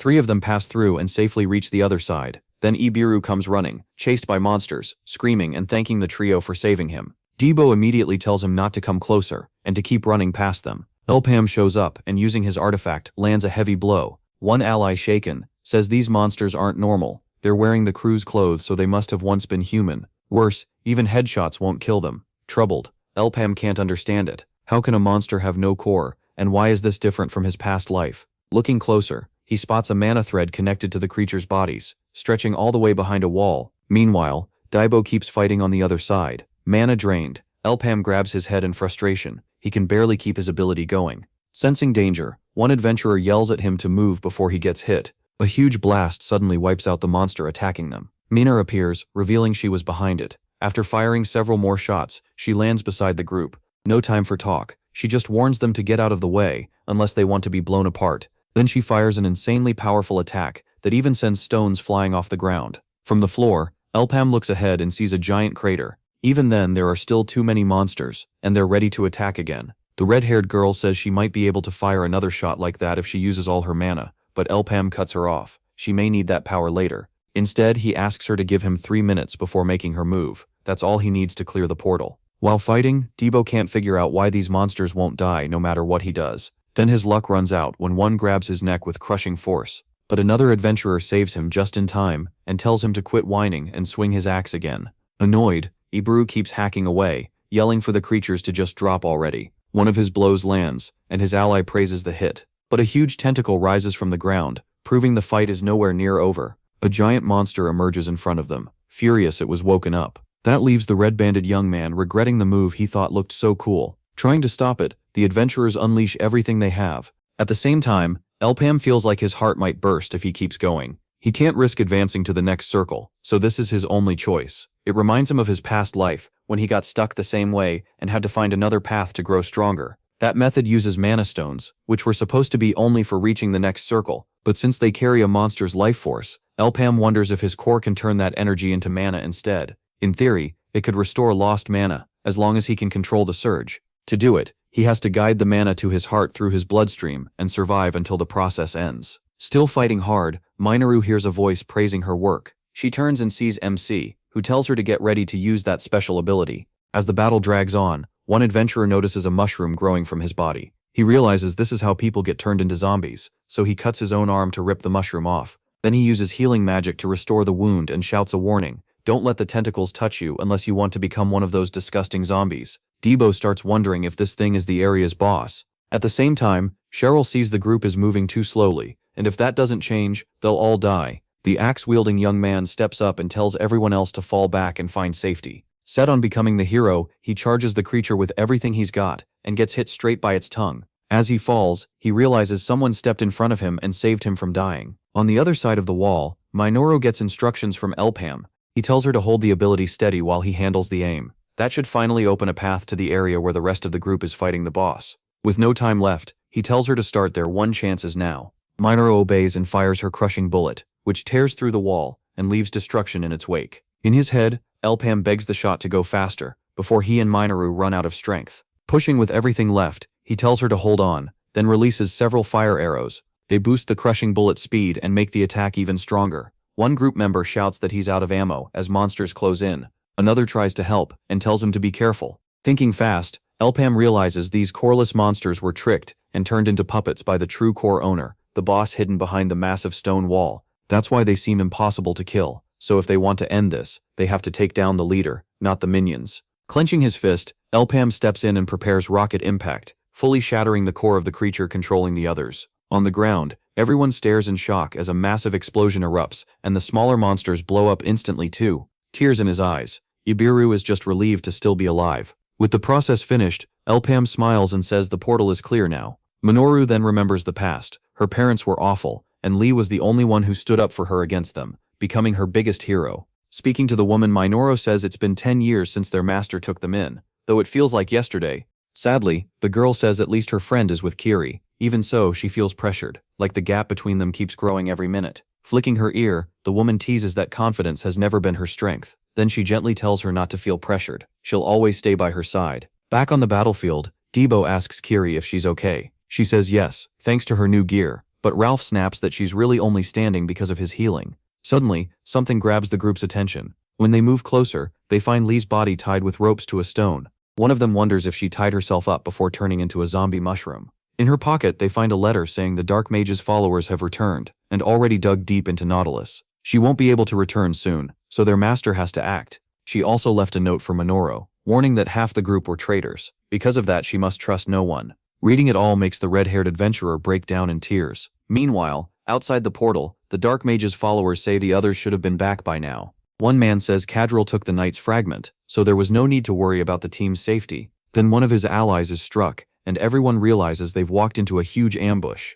A pistol user appears and asks one of the men how it feels to be tricked for the first time. After wiping them out, she orders her soldiers to hold their ground. A man standing before her says not to worry, they sent that man with the group for a reason. Kiri, full of worry, says that if Minoru doesn't come back, she'll never forgive herself. Then someone calls her name, making her freeze. Minoru appears, carrying Leia's body in her arms, leaving the woman and her ally totally shocked. Through tears, Minoru says she brought her sister back, and Kirin can't hold back her own tears either. Later, a huge crowd gathers on boats with lit torches. Tiembo is shocked by how many people came, and Kiri says almost all of Nautilus is here. After all, this is Eagle Eye's funeral. Wondering about someone else, he asks where Elpam is. He's with Kirin, drinking a mana potion. She tells him what he's asking for is no small favor. Mana potions are extremely rare, especially now that the recipe is gone. Elpam says he knows, that's why he came to her, since she has the money to make it happen. Kirin asks why he wants to help again, and he says there's still more they need to finish together. Since she still doesn't fully trust him, he says to treat it like another deal, give him 2 items from her collection instead of 1. In return, he'll find every Dark Mage follower hiding in Nautilus. After the funeral, an adventurer asks Minoru why she seems so lost in thought. She sadly says it's nothing, and tells him to leave her alone. Instead, he tells her she should accept Elpam's offer to join. After all, things worked out this time, but the people who killed Leia are still out there, and if there's one thing he knows she wants, it's revenge, and he wants that too. Wrapping it up, Zio smiles and says he'll watch over this place if she chooses to leave. Minoru jokes that she can't trust him because he's too weak, and that kicks off a playful back and forth. The next day, Elpam rides with Kirin on a boat. They stop in front of a huge gate watched by armed adventurers. The moment they recognize Kirin, they let the 2 of them pass. Once inside, Elpam realizes this is where the pirate stores her treasure and is stunned. He asks if she can at least give short descriptions of what he picks, but Kirin refuses. A pirate doesn't explain the value of her treasure. The deal was 2 items, nothing else. Looking over the wealth around him, he thinks it's even more amazing than he expected, so he has to choose carefully. Kirin notices he seems to have already made up his mind, and is surprised he chose so fast. Elpam walks up to an item glowing blue. He recalls that when the followers brought their plans to the surface, some of them slaughtered the Allied forces. One was a young man named Leek, called the Traitor of Humanity. He had slipped into the Allied forces as a spy, then betrayed them right when they were about to strike back, using the very item in front of Elpam, an object that became a symbol of fear. He takes it and puts it on his arm, telling Kirin this is his first choice. She says nothing, but thinks he picked well, even if she can't see why he wanted that one. As he keeps looking around, something shining from a pile of gold catches his eye. When he gets closer, he finds a ring that seems to give off no energy at all. Then, to his surprise, it suddenly jumps onto his finger. Startled, he asks Kirin what it is and why it just did that. She apologizes, but says the ring belongs to someone else, so he'll need to pick another item. Elpam says that makes sense, except for one problem. He can't get the ring off his finger. Far away, someone kneels and reports that the mission in Gold Richie was completed. The man listening asks about Elpam, saying things should be over by now. The young woman in front of him starts to shake and apologizing, admits this mission failed. Furious, Vuk yells, asking how they messed up even with the fragment of the night. Then he gives her one last chance. If she fails again, she'll die for it. Meanwhile, Minoru packs her things, making it clear she's ready to leave. On the boat, the bearded adventurer smiles and says they'll be back soon.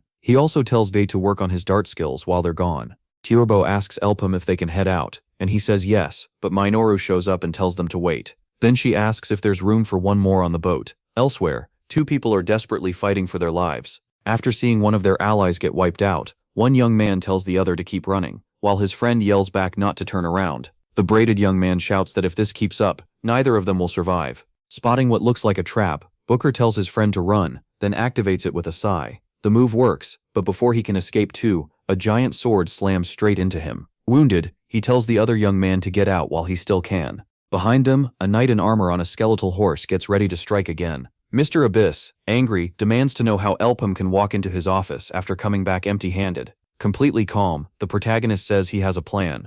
He explains that Minoru, the followers' target during the raid, has joined the group, so the enemy will definitely come after them again. The man snaps, asking if MC thinks he's stupid enough to just sit and wait. MC thinks to himself that he still can't reveal everything because starting a war now won't fix the whole problem, so he only says it won't take long. Later, an adventurer asks Elpam why he added another member without asking the team. Timbo cuts in and asks why the leader needs his permission, when he's the one in charge. The man argues he is only a temporary leader. He says maybe, but if he has a problem, he should say it because he can challenge him for leadership anytime he wants. Annoyed, the bearded adventurer replies that he only cares about the money, and one more member means a smaller share for him. Elpam stands and says he has somewhere to be, so training is over for today. As the team heads off in different directions, the bodyguards complain that life would be easier if everyone stayed together. Still, they split up too, so they can cover everyone.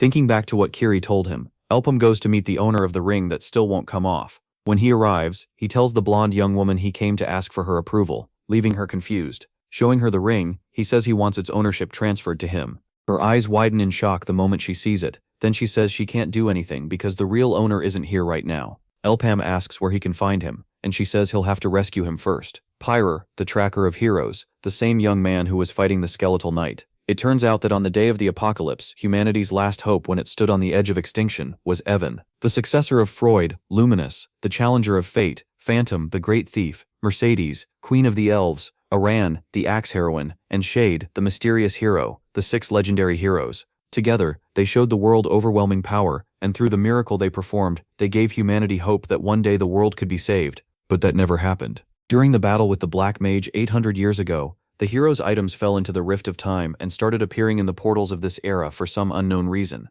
With the alliance broken, the heroes couldn't recover their powers, so this time they need strong shields to protect them.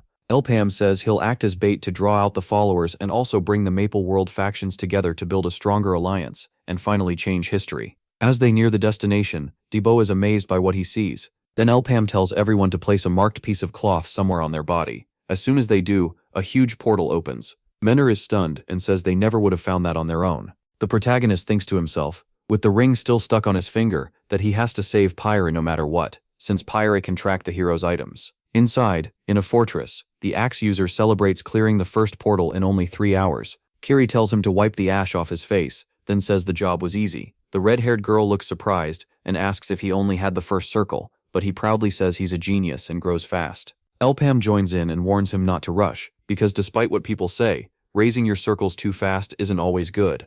It makes all your stats shift too quickly, puts stress on the body, and can even slow future growth. He finishes by saying he only did it before because he had no choice, and privately remembers how badly it hurt him in his past life, when he couldn't go past the 7th circle. So this time, he has to advance at the right moments if he wants to reach the 8th. Kiri cuts off his thoughts and asks if they got here too fast, since they came to find someone, not clear the portal. Elpam reassures her, saying he already checked and they haven't lost the target. Using his magical eye patch, he warns the group they've got company. A moment later, flying monsters with skull-like faces rush in to attack. Seeing how many there are, the leader tells everyone to get started. Menor points out that bullets won't work well on skeletons. Then someone suddenly appears, shouting for everyone to get down. He triggers a trap, and the creatures are wiped out. Standing behind the group, Pyre says that technique is called Monocle of 7 Penetrations, then immediately begs them for food because he's starving. After recovering a bit, he explains that he learned the skeleton's behavior and the traps in this place from being stuck here so long. The only real problem is that he ran out of food 5 days ago,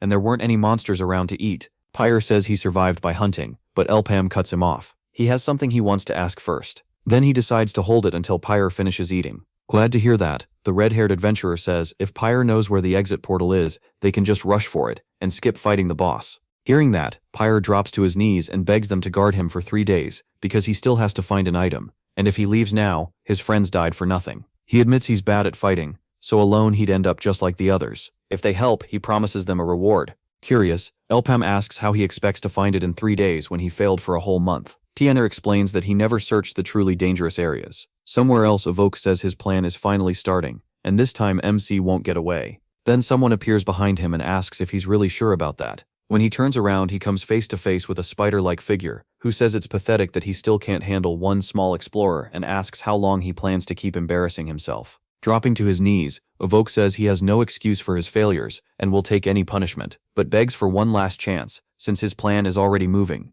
The creature Will accepts and tells him to explain the plan clearly. Back inside the portal, the adventurers keep battling skeletons that just won't stop coming. Worse, the monsters fight smart, even using shields while they attack. Then another trap goes off and seals them inside a room. Debo grins and says that with the path blocked, their job should be easier, but Pyre warns them not to relax. These devices aren't perfect, and when one route closes, another opens. Staring down a giant knight with an enormous sword, Elpem says none of that matters. They just need to find Pyre's item. The axe-wielding adventurer wonders if this is even the right place. He says the air here feels different, but when asked who could have built a place like this, he admits he has no clue. Kiri then calls everyone over to something she found, a plaque, with writing in a strange language. Pyre steps closer and says it's an old riddle that seems to point to where the item is hidden. Menor asks if a weird symbol on a huge door might be connected, and the others say they found matching doors too. Pyre figures each symbol means something, with some easier to read than others. After thinking it over, he tells them to pour mana into the light symbol. Based on the clue, Debo gives it a try, and one door opens, leaving him shocked at how simple it seemed. But a second later, a huge explosion goes off. When the smoke clears, he's unharmed, just rattled. Pyre says that means the riddle's light wasn't the sun. After another moment of thought, he decides the answer must be the moon. This time the bearded adventurer steps up and says he trusts him, then gets smashed by a huge rock. Panicking, Pyre swears he'll get it right next time. Kiri points out the one thing they know for sure: the traps go off whenever they choose wrong, and this one seems tied to the rock element, though she still doesn't know what the X means. Elpam says they should solve the riddle first, then match it to the symbol. If the text says an actor is watching them from above, then it could be the moon, the stars, or the clouds. Since clouds don't fit, they should keep following the light. That makes Pyre realize the answer is the stars, because their lights stay in the sky even as people move below, so the X symbol must stand for them. He steps forward, puts his hand on the door, and a blue glow spreads across it. A dark corridor opens inside, and Pyre lets out a breath, saying they got it right. Now they should find the item by following the path. But a dark-haired woman suddenly appears and says she and her allies will take it from here. Alpem jumps in front of Pyre and blocks her strike. She attacks again, and he stops that one too. Then counters with his staff and knocks her down. But the woman uses teleportation and reappears behind him. The rest of the group gets ready to move, but more enemies show up first, catching them off guard. As they get surrounded, another woman tells them to calm down. They only want the hero's item. Pyre asks the protagonist how these people found the portal entrance, and the protagonist says he doesn't know. Then Soma says their confused faces make it obvious they have questions, so he attacks and tells them to ask him directly. Ralph suddenly turns on the group leader, and Daibo yells, asking what he thinks he's doing. Ralph answers that he's doing it for money, showing he was a traitor all along. A flashback shows him admiring his pile of riches when someone knocked at his door, making him quickly lock up his safe and shove it under the bed. Annoyed, he opens the door and, seeing his bodyguards, tells them to get back to work and quit bothering him. One of them says someone important wants to meet him. Ralph laughs it off, saying he isn't interested, especially when they send lackeys first, instead of leading with an offer. That's when Kamiya from the merchant group steps in and says she'd rather discuss the deal herself. Back in the present, Ralph notices Kiri's face and asks her not to look at him like that. Debo, furious, curses him out and asks how he could sell them out for some gold. Ralph laughs and says it's a lot more than just some gold. Elpam's head alone is worth 100 million mesos. He asks who would be stupid enough to turn that down. Minor finally moves to shut their former ally up for good, and that sparks the Black Mage's followers into action too. The gray-haired woman attacks Kiri and calmly says she'll go first. Kiri snaps back, asking if she really thinks that cheap trick will work. The enemy says yes, because even though Kiri learned to use two-handed weapons, she still puts her real power into her right-hand swings. Once you know that pattern, dodging her gets easy. She keeps talking mid-fight, saying Debo is strong in a one-on-one battle, but weak when facing several enemies, then tells them to accept their fate since the enemy already knows everything about them. Menver fires back at once, but an enemy appears behind her and says that reaction was exactly what they'd expect from Chiron's student. She shoots at the woman, but the enemy teleports away and lashes out with chains to pin her down. At the same time, Ralph gets in the way during another fight and says keeping that young man down isn't easy, even with broken ribs. Pyre takes a direct hit and can't block it, but to the enemy's shock, it was only an illusion, and the real Pyre was somewhere else. He appears behind them, slaps his hand onto one of the symbols, and triggers a trap. A huge pit opens beneath them, and all the enemies drop in. The heroes shout for each other to grab something before they fall too. Debo drives his axe into the wall and tells everyone to hold tight. Dangling there, they get ready to move into a passage hidden in the wall and barely make it through. They survive, but then a door drops down and seals the hole behind them. The floor above closes too, trapping everyone underground. The area looks like a maze, and all the split paths seem to lead to different sections. Kiri says the openings in the walls must connect to those routes. Menor says they might run into Elpam if they're lucky, but it isn't likely. Then while walking she steps on a trap. Bars slam down from above at once. The group dodges them but gets split apart. Kiri shakes the bars and calls Debo an idiot, while he fires back that this wasn't his fault. Then gears start grinding, and to their horror, the walls around Debo and Menor begin closing in. Kiri tries cutting the bars with Solar Slash, but they don't even scratch. The gate is covered by an energy barrier. Menor switches tactics and fires a crushing bullet,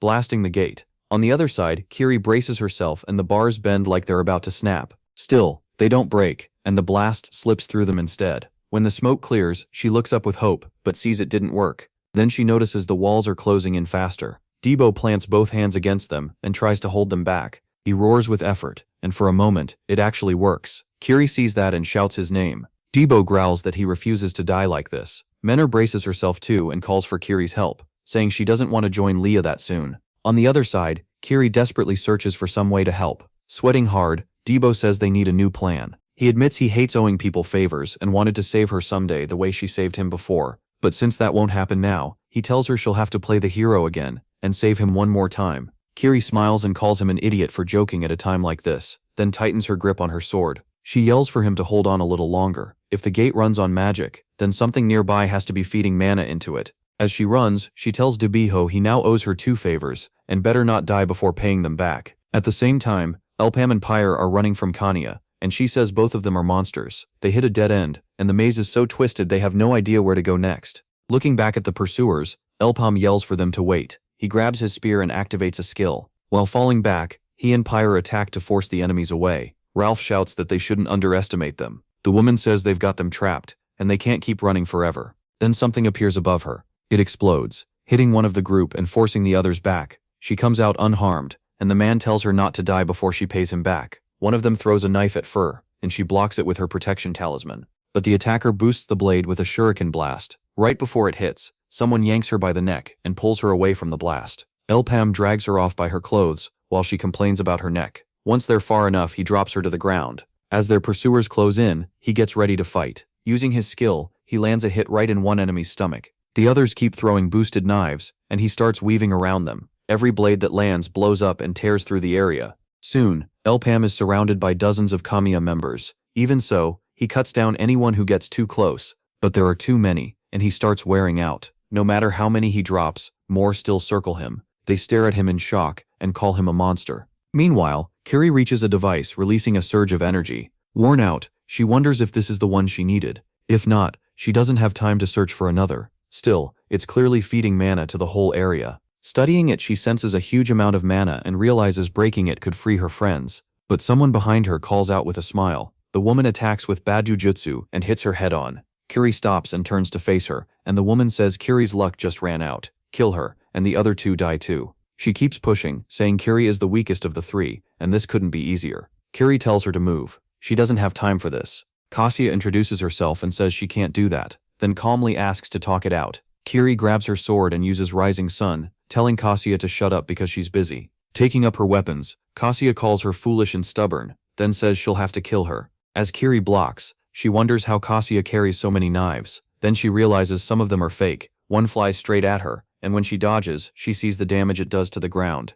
That makes it worse. She can't tell which blades are real. While defending herself, she catches one coming from behind and knocks it away. Cassia is changing the blade's paths with telekinesis. At that same moment, a sword flies straight at her and seems sure to hit. But to Cassia's surprise, Kiri catches it with her arm before it reaches her stomach. Then she figures it out. This isn't telekinesis. Cassia is guiding the weapons with wires. Grabbing one, Kiri realizes she can use that against her. She yanks it, dragging Cassia toward her with a grin. At the same time, several blades race along the wires and slam into Cassia as she tries to shield herself. Cassia launches herself with a wire and uses Batujutsu again, rushing straight at Kiri. The blast from the strike kicks up stones and dust. Balancing on her wires, Cassia says Kiri has no talent for this and should ditch her friends and run. Seeing her down, she says Kiri should do it, unless her pride won't let her. She reminds Kiri she was born into a famous, rich, powerful family and still chose a dangerous life. Annoyed, Kiri tells her to stop talking, but Cassia just says not to frown. It's bad for her skin.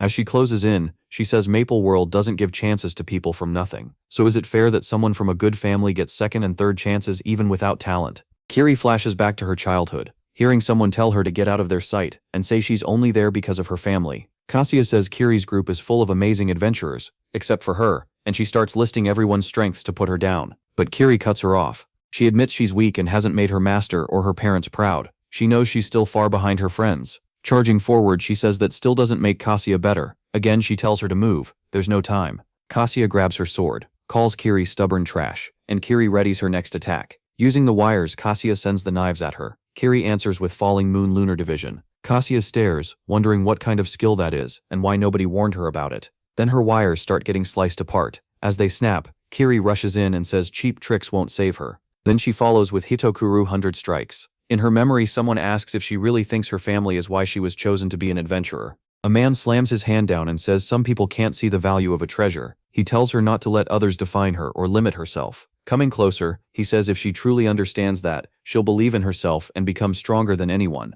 Cassia can't believe Kiri has matched her speed. They're suddenly face to face. With one clean strike, Kiri hits her. Cassia swings back and demands how she dares, but Kiri slips past it. Fire wasn't her only power. The force inside her was as vast as the universe beyond. She uses Equinox Cycle, sending a huge fireball at Cassia. With her sword, Cassia pushes forward and cuts through the fireball with a gust. Maybe Kiri is finally starting to understand what her master meant. She'd never find herself by pretending to be someone else. She just fears she may have learned it too late. Even so, she still believes in her friends, who trust her and each other. Elsewhere, Kamiya members shout behind them, calling them filthy rats and swearing they'll find them. Fur says they can't keep dodging forever with tricks like this. Then she looks at Elpam and tells him to hang on. The enemies find them and move in to capture them. But MC drops anyone who gets too close. They turn on Fur, mocking her as a rookie who can't fight, which makes her mad. She fires back with magic and yells that they're underestimating her. Then she realizes it isn't working, and she starts crying, admitting she lied,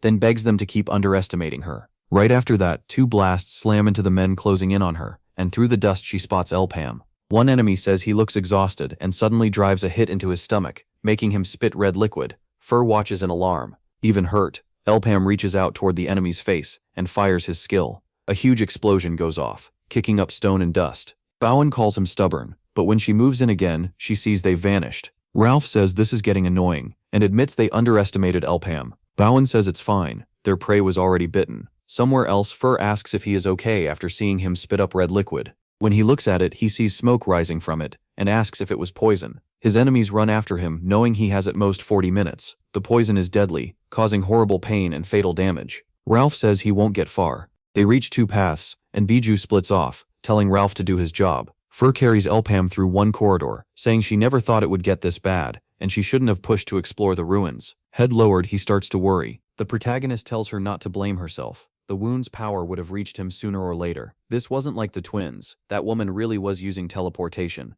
He says he'll handle Biju, and tells Fur to do what they came here for, leaving her confused. Looking up, he says the thing above must be the door that only the device can open. If he's right, solving the puzzle will send mana to it. Touching the stone, Fur tells him to hold on. She'll do her best. Then she starts working on the puzzle. Sitting behind her, Elpam says there's no need to rush because he has something to do too. He activates his ability and starts scanning the labyrinth's rooms. As Ralph runs, he orders everyone not to interfere because the boy is his. One of the men says they don't have to listen. Ralph turns and tells him to take it up with the boss without noticing a fireball coming right at him. Then lightning shoots out and one of the men beside him gets hit. Another says he can't see Elpam anywhere. Ralph wonders if MC is using the monocle to reach the whole structure. While he's thinking, another lightning bolt flies at him, and he barely dodges it. At the same time, Fur finishes the puzzle. She turns to Elpam and says the device should activate now, but when she looks at him, he doesn't answer, and she starts to panic. Something breaks behind her, and she asks what's going on. Then she realizes the mana flow was cut off. Someone found them. Ralph says he finally caught them and puts a hand on her shoulder. Elsewhere, Debo asks if the others heard something behind them. He moves toward a corner and notices the walls shaking. Then a huge wave of water rushes at them, and they run for their lives. They aren't fast enough, and the wave catches them. The current is powerful, surging from every direction and hurling them away. Bijou asks what that annoying noise is, and says they need to hurry, but someone cuts her off, saying she talks too much. He explains the place is about to flood, and she says she thought he'd run off. Carrying Fur and Elpam, Ralph says he's been through a lot. He brings up the others who died, then notices her reaction and asks if one of them mattered to her. Saying the job is done, he asks for the rest of the money before handing the boy over. Bijou points out he is still breathing, and he says he couldn't kill him, because that wasn't part of the deal. She tosses Ralph the money, and says his attitude gets on her nerves, but at least he's reliable. The price is 100 million mesos. After dropping Elpam and Fur near her, Ralph says it was a pleasure doing business. As she walks up to the young man, Bijou says this is a pretty dull end for someone like him. After everything he did to their group, she says this is only fair, because of the black mage. Then she corrects herself. She's doing this for her master, Lord of Oak. Laughing, she starts tearing apart the bodies on the ground, but then she realizes she was wrecking one of her own men, not Elpam or Ralph. Right then, Ralph yells and lunges at her. Bijou slips away and says she never should have trusted him, then notices a beam of energy flying at her neck. She keeps dodging, but it tracks her, making her wonder how dare he toy with her. Still, she tells herself it doesn't matter. The poison should have spread by now. All she has to do is check the body. Turning around, she thanks Elpam for showing up and making things easier, adding that he's basically dead already. Behind her, the man raises his bow and fires flaming arrows at her. She stares at him, shocked he's still standing, but there's no time to think. The attacks keep getting stronger until a huge blast goes off. From inside the smoke, Ralph tells them to calm down. The cloud in front of them slowly clears, and when Bijou steps out, they see just how tough she is. She asks Ralph why he turned on her when she thought he'd do anything for money. He says if her side wins, the world ends. And if that happens, all the money he worked for is just toilet paper. So what's the point? Being on her side was part of his master's plan from the start. Elpam knew Kenya was backed into a corner and would hire an assassin, and once they checked Ralph, the answer was clear. She asks if hurting the protagonist was part of that plan too, and Ralph says he's the best healer in Maple World, so the wound would be gone in no time. Of course, a real attack would have been a problem, but he says he doesn't mean to brag. Grinning, he says he just made 100 million mesos thanks to her, and now she's on her own. Using her Beiju ability, she swears she'll make him regret that choice. Elsewhere, Kiri is underwater when Debo swings over to her. He grabs her and she jolts awake. Once they reach the surface, he asks if she's okay. Mindai shows up too and asks what happened. Debo says they're in serious trouble. Water is pouring in from every direction, and the whole place could flood in less than 30 minutes. Looking up, the girl says the only escape is to open the ceiling, but that's impossible, now because she destroyed the power source. Something suddenly appears behind Menhir, spraying water everywhere. When Debo asks what it is, he's left confused. In front of them, a statue starts to move. Elsewhere, amid the flames, the girl pants heavily. Looking at the body on the ground, she calls him scum. Hell is too kind for trash like him. She says he only got what he deserved. A man behind her says her future isn't any better, because her hands are bloody too. Surrounded by fire and corpses, he says his revenge is finally over. Then he adds that, as promised, his life belongs to her now. Meanwhile, Beiju keeps destroying Elpam and Ralph's clones. She wonders when they'll quit, saying clone tricks are old news. Most of them are just illusions, so they can't hurt her. But the real issue, she realizes, is that some of them are real. First, anger urges them to hurry. She can't keep using her talismans much longer. Elpam activates his monocle and fires a volley of arrows at Beiju. They explode the second they hit the ground. She slips behind Fur, avoids an attack, and strikes back, saying Fur almost had her. From a distance, Fur says she bets Beiju can't tell which one is real. Ralph joins in too, landing a punch and asking where all that confidence went. Beiju throws out her chains, but Ralph avoids them. Then one slips up and wraps around his neck. He says nice try, but that won't work. The chains keep tightening anyway. Then Elpam rushes in and cuts the chain, only to get hit right after. The three face off, and the girl spits out one word, trash. He walks toward her, says she'll be first, then suddenly dashes off with a quick apology. He uses his ability on them, and the fight keeps going. Watching it all, Fur thinks all three of them are monsters. They keep pressuring the girl, but she tanks everything and fires back. Their attacks trigger blasts so strong they rip stones from the ground. Beiju uses Flash of Darkness, creating a huge burst of purple light that hits both of them and sends them flying. Dropping her weapon, she vows to kill them, even if it costs her life. Then she pauses as the noise in the passages grows louder. Water starts rushing in behind her from the corridors, washing everything away. No one can hold on, and all of them get dragged off. Ralph manages to climb onto one of the raised sections, and hits him before he can pull back. The blow makes him spit red fluid. Burning with rage, she thinks of only one thing, killing them all. Then she attacks Ralph from behind with full force, driving her weapon through his body. As they rise from the water, the other two shout his name. Beiju and Ralph keep fighting even underwater. He swings at her, but she dodges. Soon he starts feeling sick and realizes he's been poisoned. When he opens his eyes again, all he can do is lift a hand to try and stop her. Then he reaches into his pocket and pulls out a glowing object. It shines brightly, and as she avoids another strike, Beiju wonders how that's possible. She quickly realizes it's canceling the poison, which means Elpam has already been healed too. With his back turned, he starts making strange moves, and when she tries to attack, she finds she can't get through. Ralph had called out that it was a sacred magic barrier. From behind it, he can attack freely, and he throws a punch that Beiju barely dodges, then notices something in his hand that unsettles her. That object makes her uneasy. As she backs off, she wonders if he figured it out from the way she moved. Inside the barrier, he says he almost missed it, but couldn't ignore how much she kept bragging about her teleportation artifact. Swimming straight at her, he says it's time to end this.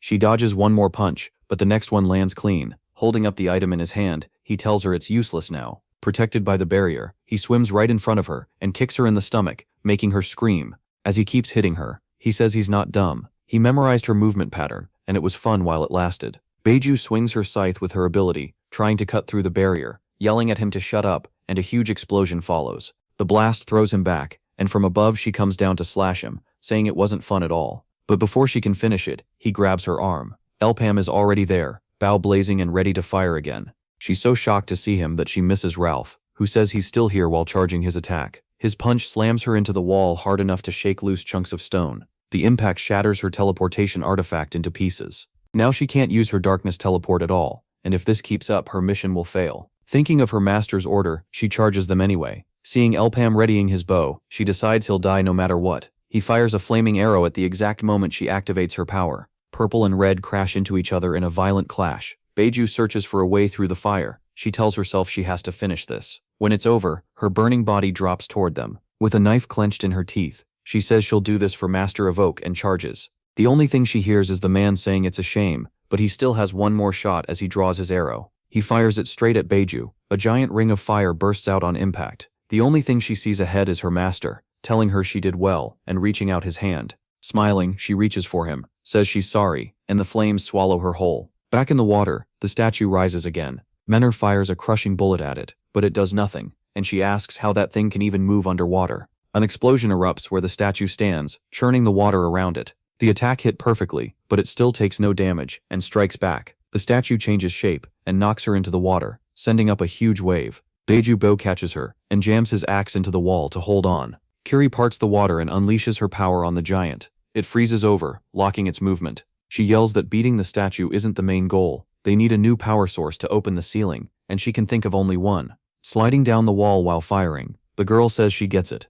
As her shots land, Debo swings his axe at the statue's head and says she needs its mana stone. Kiri warns him not to break the stone, just hit the weak spots until he finds it. It works, and seconds later the glowing mana stone is exposed. Just when she starts pointing out the damaged area, she realizes her foot is stuck. The statue notices and moves to grab her. Kiri yells for Dibbo to watch out, but before the giant can catch him, a sacred shell protects him. He turns and sees Ralph, who calls him son and says it's been a while. Then he breaks the barrier and grabs the young man before the giant can. Dibbo calls him a traitor, and Ralph says that's no way to talk to your father. Someone yells at them to quit messing around as the water keeps rising. Elpam raises his bow and fires a flaming arrow at the statue.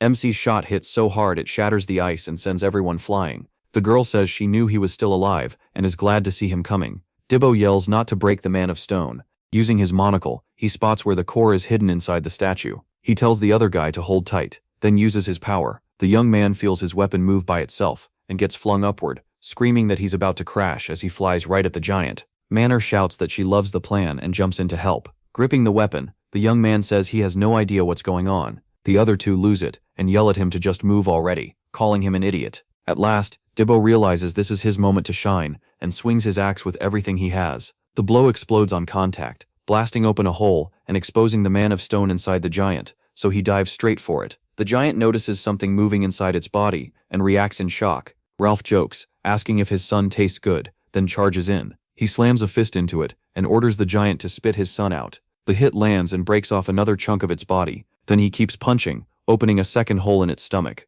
Once he does, Dibbo gets blasted out. With the man of stone in his hands, he declares the statue finished. The moment he lands, rocks start crashing down behind him. Without mana, the stone giant can't move anymore. Its body slowly falls apart until the whole thing collapses, but now the water is almost at the ceiling. He tells everyone to stay calm. They're almost out. Below them, Elpam is swimming with the man of stone in his hand. Less than 3 minutes are left, and he hopes he's not too late. Once the device gets enough power, it should open. Using his monocle, he figures he needs to find the fastest way back to them. Ralph starts to worry because they're running out of air, so they count down before holding their breath, and at 1, everyone goes under. Elpam knows that at this rate, he won't make it in time. It would take 5 minutes by the normal route, so there's only one option left. He decides to make his own way through, using the power of the ring to form a vortex. He only gets one shot at this. Moving fast, he tries to break through the walls into the right room. He uses Flame Orb to blast a path open, When he finally gets there, he throws the Man of Stone into the machine. It drops perfectly into place. The stone breaks apart, and power starts spreading through the whole area. The energy runs from one side to the other, linking up and flowing through the pipes into the puzzle. The gears start turning, and everyone underwater notices. A huge door opens beside them. They get out and finally breathe again. Once they leave, the young man says he really thought he was dead. He's sick of this place and totally worn out. In the next room, another statue shows up. Moner asks if this one will move too, and the other says he has no clue. Debo starts worrying about his master. Then Elpam appears below them, swimming hard toward the group. But he's already out of air, and the climb is still long. Water fills his lungs, and he starts blacking out. Moner jumps in to save him and gives him mouth to mouth. When he comes to, a woman tells him he's pushing himself too hard again. As he sits up, he asks where he is. His old teammates are smiling at him. Jaden tells him he can rest if he's tired. Alexis tells him not to force himself, and says he did well. Elpam realizes he's seeing a memory from the past. Back then, he had also smiled, said he was fine, and made that promise to them. Then back in reality, he wakes up coughing out water.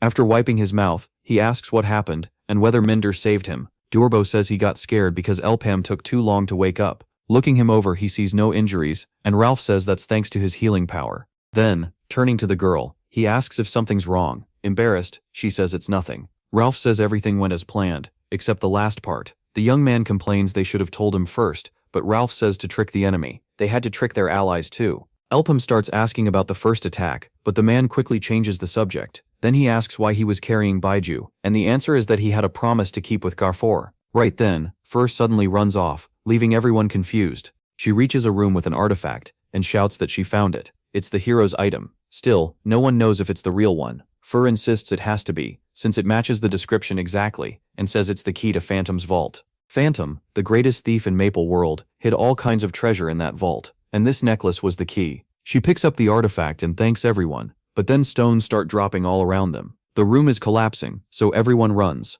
She gets scolded for grabbing the item without thinking, and all she does is thank them again. There's an exit ahead in the tower, but they don't know if it's open. To make it even worse, skeletons rush at them. Ralph says this one's his and charges in. He activates his artifact, setting off a huge burst of light that wipes the skeletons out. When they ask why he didn't use it before, he says it cost too much mana, and that each of them now owes him 500 mesos. Then another skeleton knight in armor charges at them on horseback. Everyone panics and begs him to use that move again, but he says it was a one-time use, and as he runs, they call him useless. Maynor steps on a weak spot, and the ground opens under everyone. With her last spell, Fur makes a plank so they can slide down safely. They splash into the water, but the knight chasing them can swim too.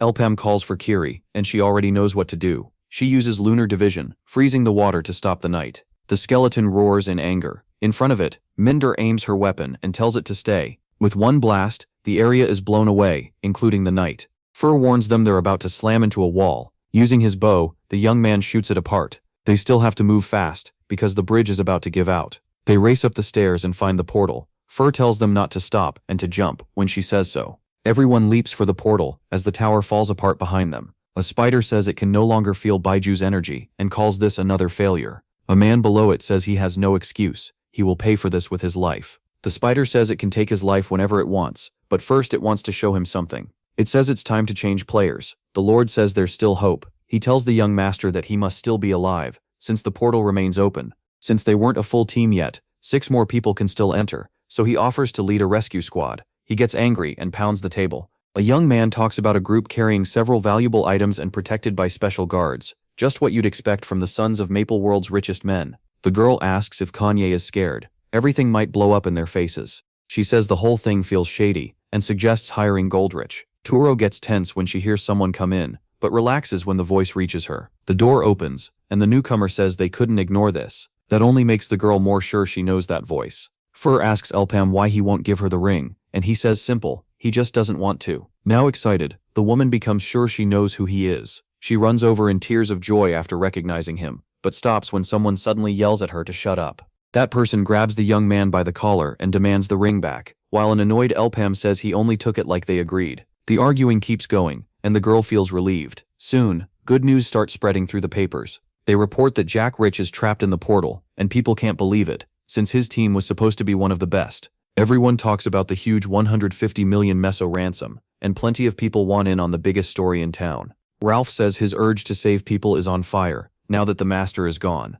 The other guy says he's obviously after the money. The two walk down the street because their boss wants something from a shop. The man says he's got a plan. Stopping at a house, he says they'll understand once they go inside. When they open the door, they find a man sitting there. Debo asks if this is really the place because it looks filthy. One of the men inside calls for Gary and tells him the customers are here, so he can quit sleeping. The moment he looks at Ralph, he recognizes him, which leaves his partner confused. He says he thought Ralph was dead. Pointing a knife at him, he says this is the first time they've met since Ralph stabbed him, while Ralph insists he didn't do that. Watching the threat, the young man starts wondering what happened between them. Ralph says he had his reasons, but that's not why he came. Then he pulls something from his pocket, showing the money Elpam gave him. He says he brought plenty. The man curses him out, then suddenly hugs him and says he missed him, making the young man realize what kind of weird people these are. Once the deal starts, the man says he has everything, except what he doesn't. Ralph asks for a strengthening scroll. The merchant pulls out several from a box and says he's got them.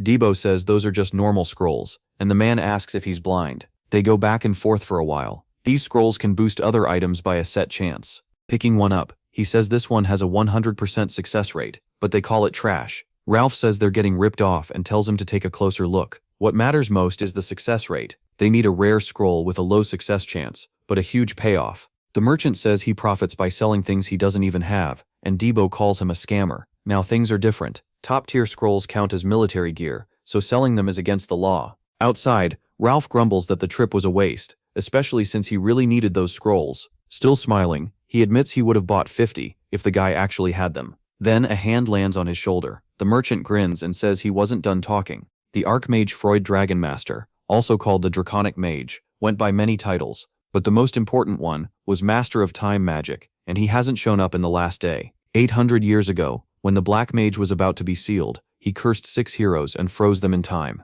Freud was the only one untouched, so he wandered the world searching for a way to save them. He never found an answer, then vanished without a trace. But that can't be the end. He must have left something behind. The only thing left of him was the hero's ring, and now Elpam has it. So why did Freud return? If anyone could answer that, it would be him. And if he really controlled time, how could someone from 800 years ago still act now? Carol says Freud chose him, but she has one question. She wants to know why he was fighting the followers. He says it's personal, then admits the truth. He wants to save them, no matter the cost. In the forest, someone breathes hard. It's Kiri, practicing her sword swings. She's training so hard she's drenched in sweat when Debo shows up and asks if she ever gets tired of doing this every day. Kiri says she was looking for him, and he explains he went to see the master about something. Then he starts talking, awkward and stumbling over his words. At last he asks her for a favor, which catches her attention. Red-faced, he asks if she'll go somewhere with him. She says yes, and the next day, he waits by a clock. He wonders if he got there too early. Then Kiri shows up in heels, apologizing for keeping him waiting. She explains that Menor made her late by dressing her up, even though she didn't want to. Embarrassed, Kiri asks why he's staring. Does it look weird on her? Nervously, he tells her the truth. She looks beautiful. After that, they head off together, not knowing the others are following them. Everyone wants to know why these two are meeting alone. Earlier, Kiri had told Menor that Debo asked her to help pick a birthday gift for his little sister. The red-haired adventurer immediately says that's obviously an excuse. Still, Kiri admits she's bad at choosing gifts, so she wanted Menor to come help. Back in the present, Debo shows her a brass knuckle and asks what she thinks. He says it looks good for self-defense. Kiri asks why he wouldn't just buy a sword then. They spend the day checking stall after stall for the right gift. Kiri smiles, saying, going out dressed like this wasn't as hard as she expected. Since she started night training as a kid, she's not used to leaving home without armor or weapons. Then Debo suggests they visit the explosive stall, and she's on board. Meanwhile, their 3 friends keep watching from hiding, and Menor gets annoyed by how clueless they are about romance. It's obvious they like each other, and she sighs that at this rate they'll both stay single forever. Then Debo's sister suddenly says that's exactly why everyone calls her brother an idiot. The bearded adventurer is shocked and asks how she knew they were there, and the girl reveals she was the one who asked for the present. Watching the pair, Jack wonders if he looked that good with someone from his own past.